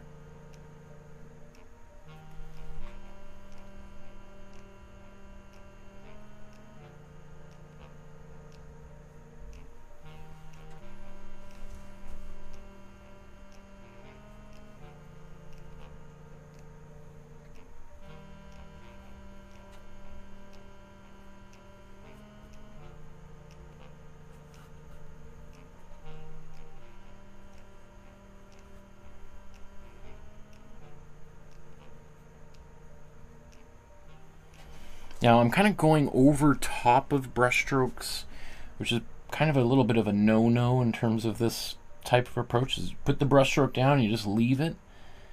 But we're not all as incredible painters as Joan Mitchell is, so sometimes I gotta fake it a little bit then. I'm also aware that these paintings have to become mine. If I'm going to hang this in my house, it has to be my painting, and at some point it's going to diverge from the original, and I have to allow it to do its own thing and to be its own painting.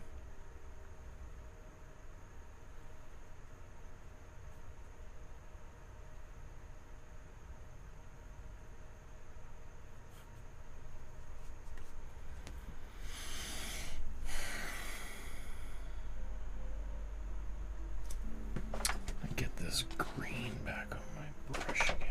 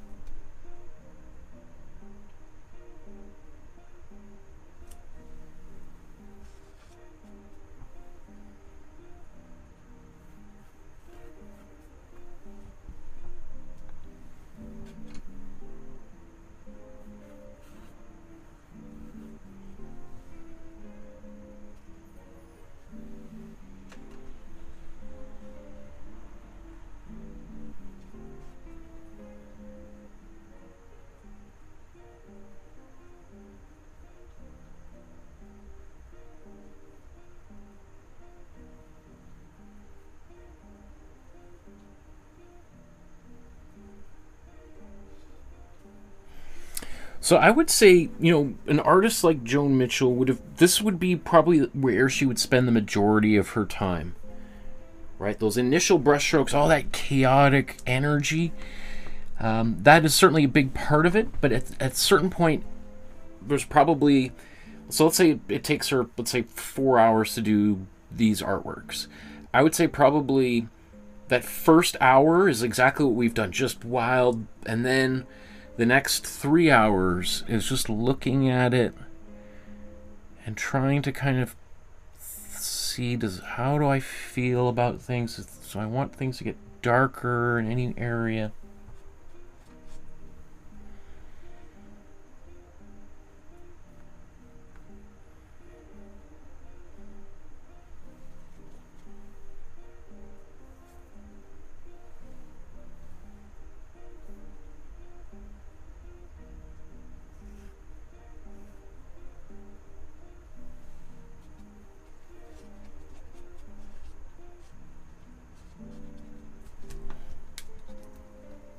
So I'm almost out of my green. I was considering just mixing up more paint. I'm like, you know what? Almost at the end here, and I don't want to overdo it. So sometimes a lack of paint can keep you from kind of overdoing it. So I'm going to listen to that part of my mind that is telling me to maybe hold off a little bit. Let's just see.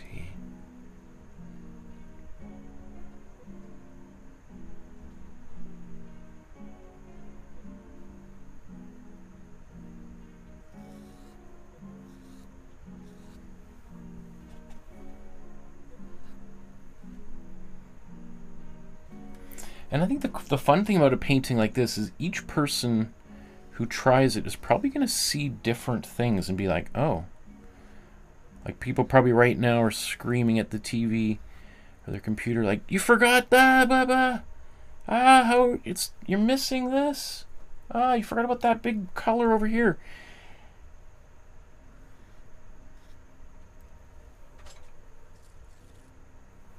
Actually, maybe I can take a bit of my red now.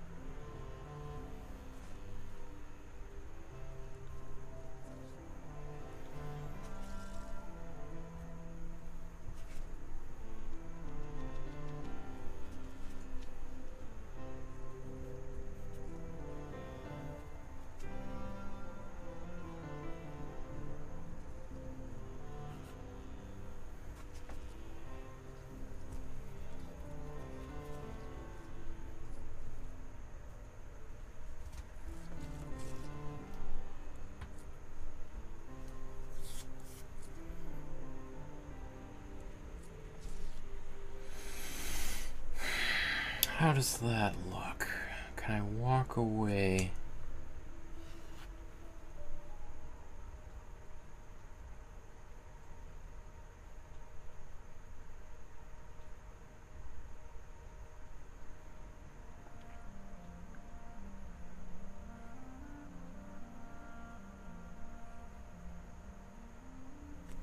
I think I'm just debating, do I want to get more green mixed up and do a little bit more? I feel like I think I do. Let's just get a little bit more green. Just gonna take this yellow.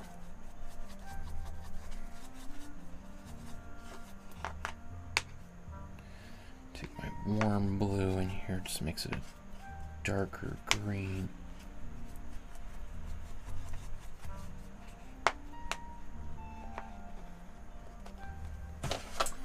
Okay, I'm going to stick with this smaller brush because I now feel like I'm just refining things.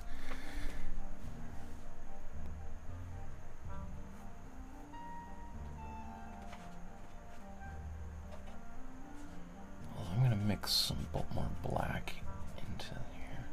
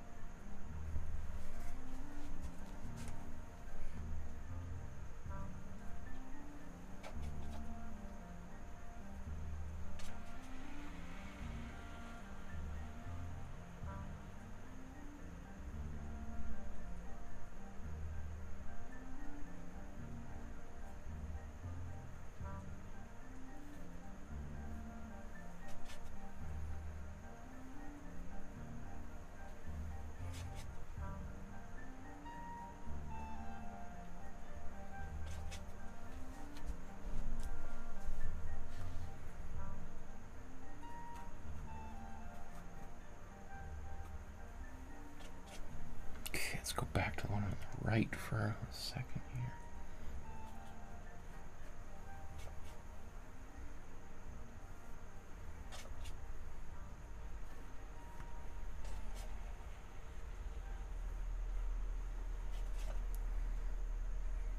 One thing that's kind of nice about doing this is I'm starting to build up some texture. It's getting kind of thick.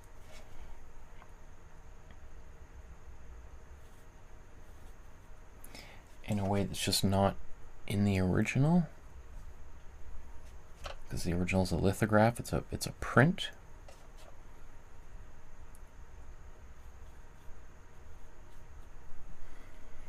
And so there's an aspect of kind of building up this the thickness on the surface that is kind of satisfying here.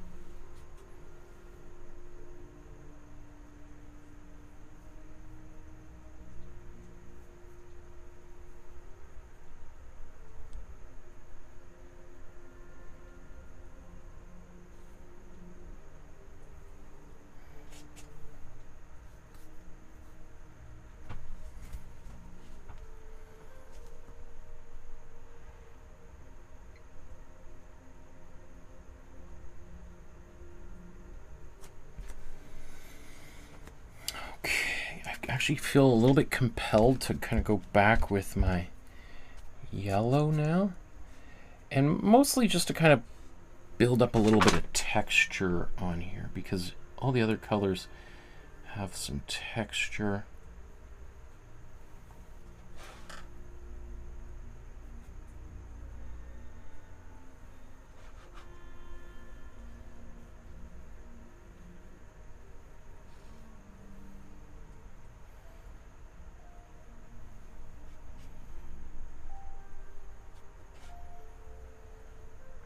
It's also kind of trying to confuse the viewer as to like what came first, right? If I'm kind of creating like a bit of a web of marks, so that it's like what is on top of what, it becomes kind of ambiguous, and that just creates a little bit more complexity.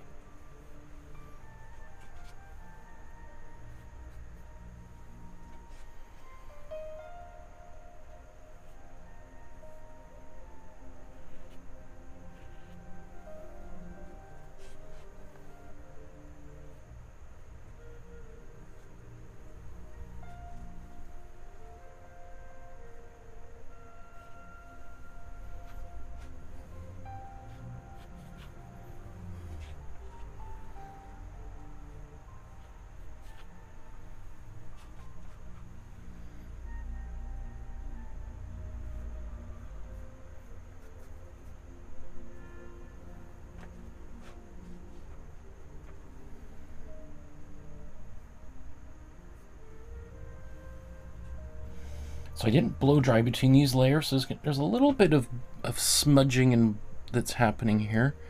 But I don't mind that on the last few brush strokes. It's going to help prevent the overall painting from turning into this big muddy mess.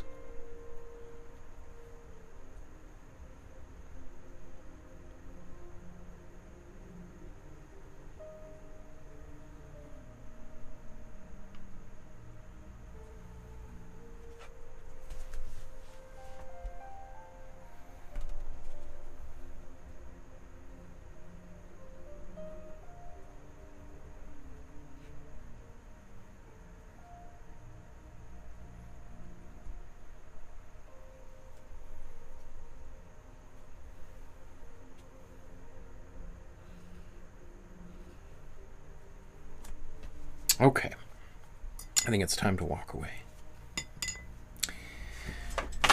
So,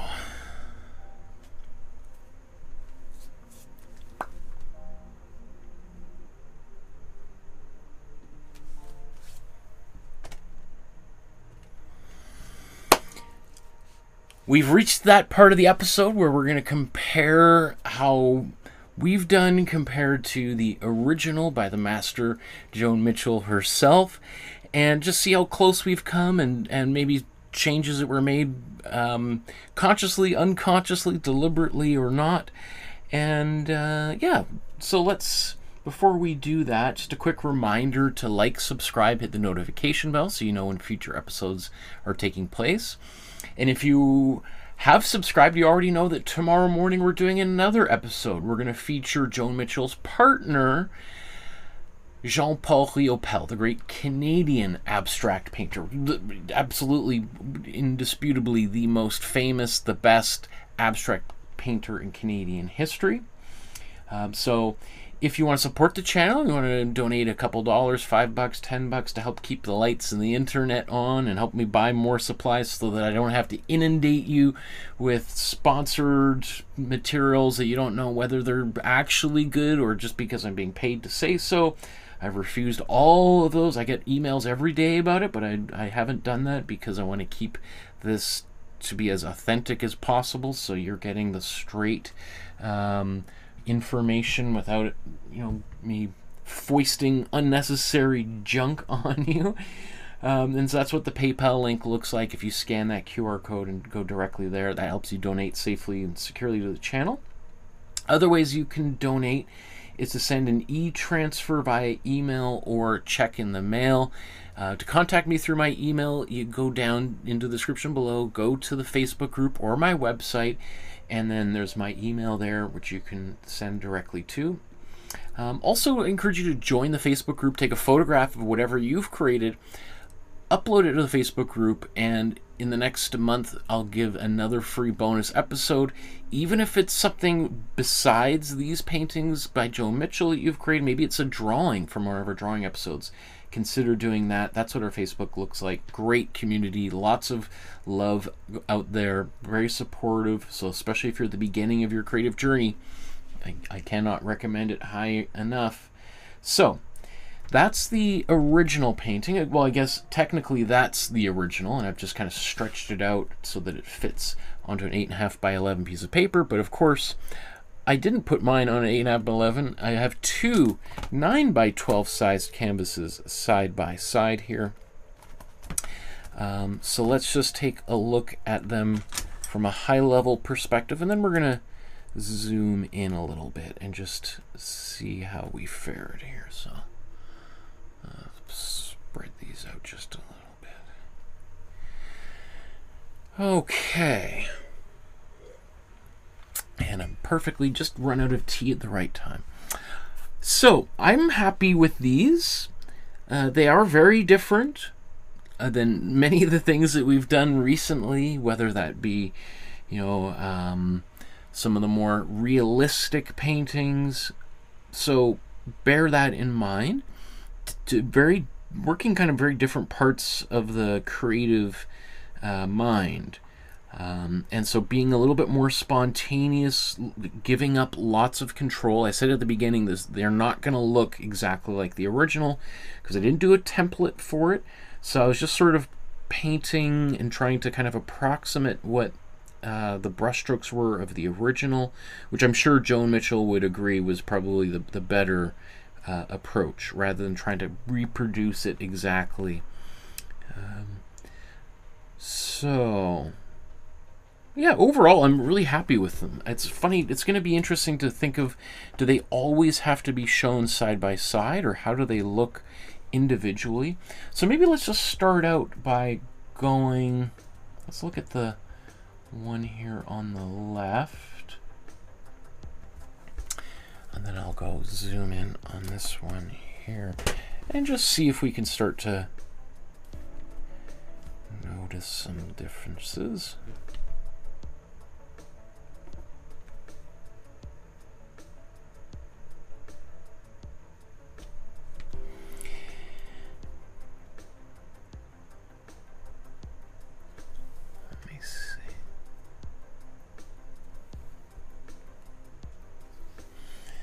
So that's kind of approximate. So first of all, you'll notice that the brush strokes are thicker, right? I'm painting, trying to cover more area a little bit faster,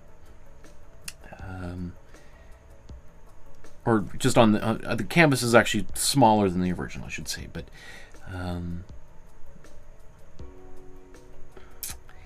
Yeah, I mean, almost everything looks a little bit different, right? Like if you're, I mean, technically this brush stroke here is supposed to be this little V shape there on the bottom.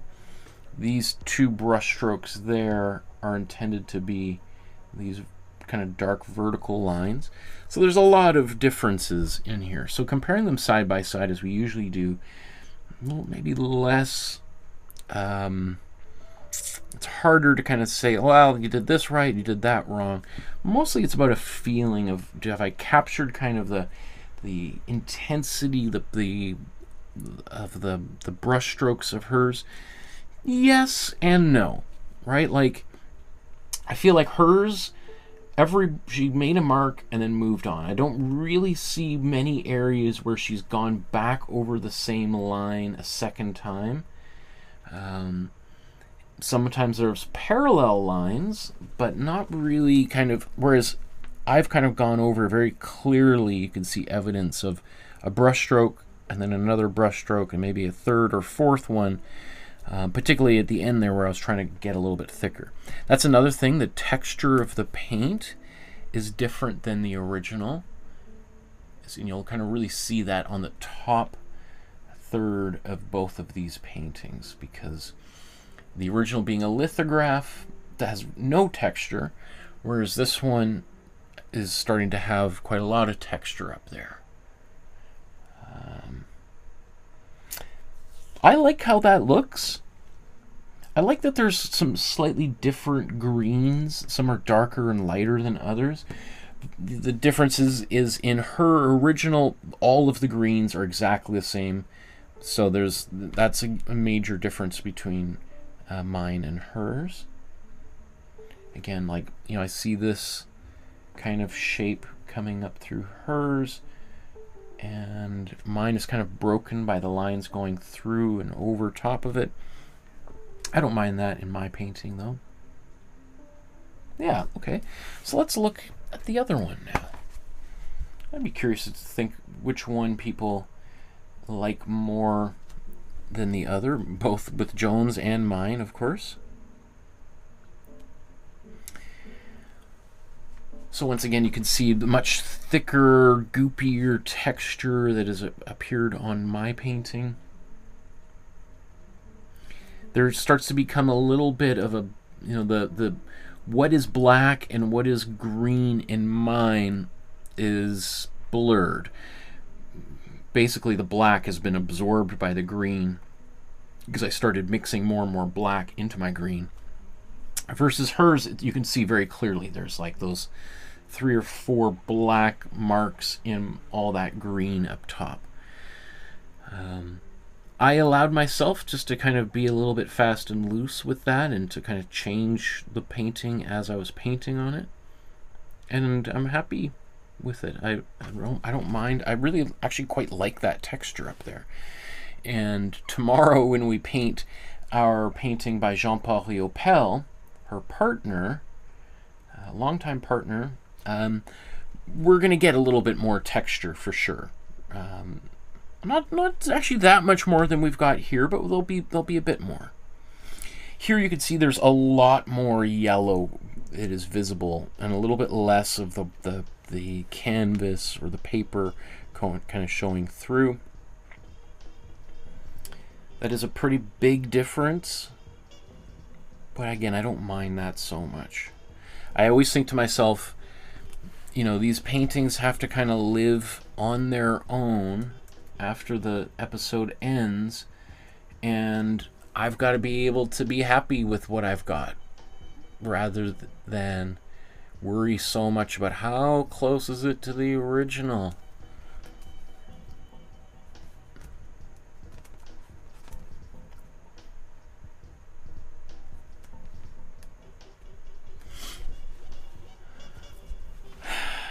Okay. Yeah, I feel good about that. Feel good for an afternoons of painting. Okay. Whew. So I can't wait to see what you guys have created, how long it took you to do it, what kind of challenges you uncovered along the way. Did you find it easier or more difficult than you expected? And especially if you've never painted a painting in this style, what did you learn along the way? All right, because we've done lots of more representational paintings. We're going to do a little bit more abstract stuff in the next episode as well. So curious as to how that felt. Hope there's Barbara in the chat. Barbara, Michael, this looks like it was fun. I'll catch up tomorrow. Hope you had a good show. Or hope you all had a good show. Yes. Thanks, Barbara. Okay, everyone, have a wonderful evening, afternoon, morning, wherever you are on our beautiful planet. Once again, remember that the more you're making art, looking at art, talking about art, the more it encourages other people around you, your family, your friends, your community, to also become more creative and to share their thoughts and feelings, whether it be through painting or writing or poetry or dance, whatever it might be. We need more creativity, more people producing beautiful things rather than just consuming darkness and negativity, because our world seems to be overwhelmed with that right now. All you gotta do is turn the news on and it's just one negative thing after another. So we can counteract that together by introducing more positive energy out into the world, and creativity is super powerful, right? Don't you wish most of our leaders had taken a painting class every once in a while? We could be in a lot more safe and a lot less violence in our world. Until then, till tomorrow, we'll see you again soon. Have a great night. Take care, everybody. Bye-bye.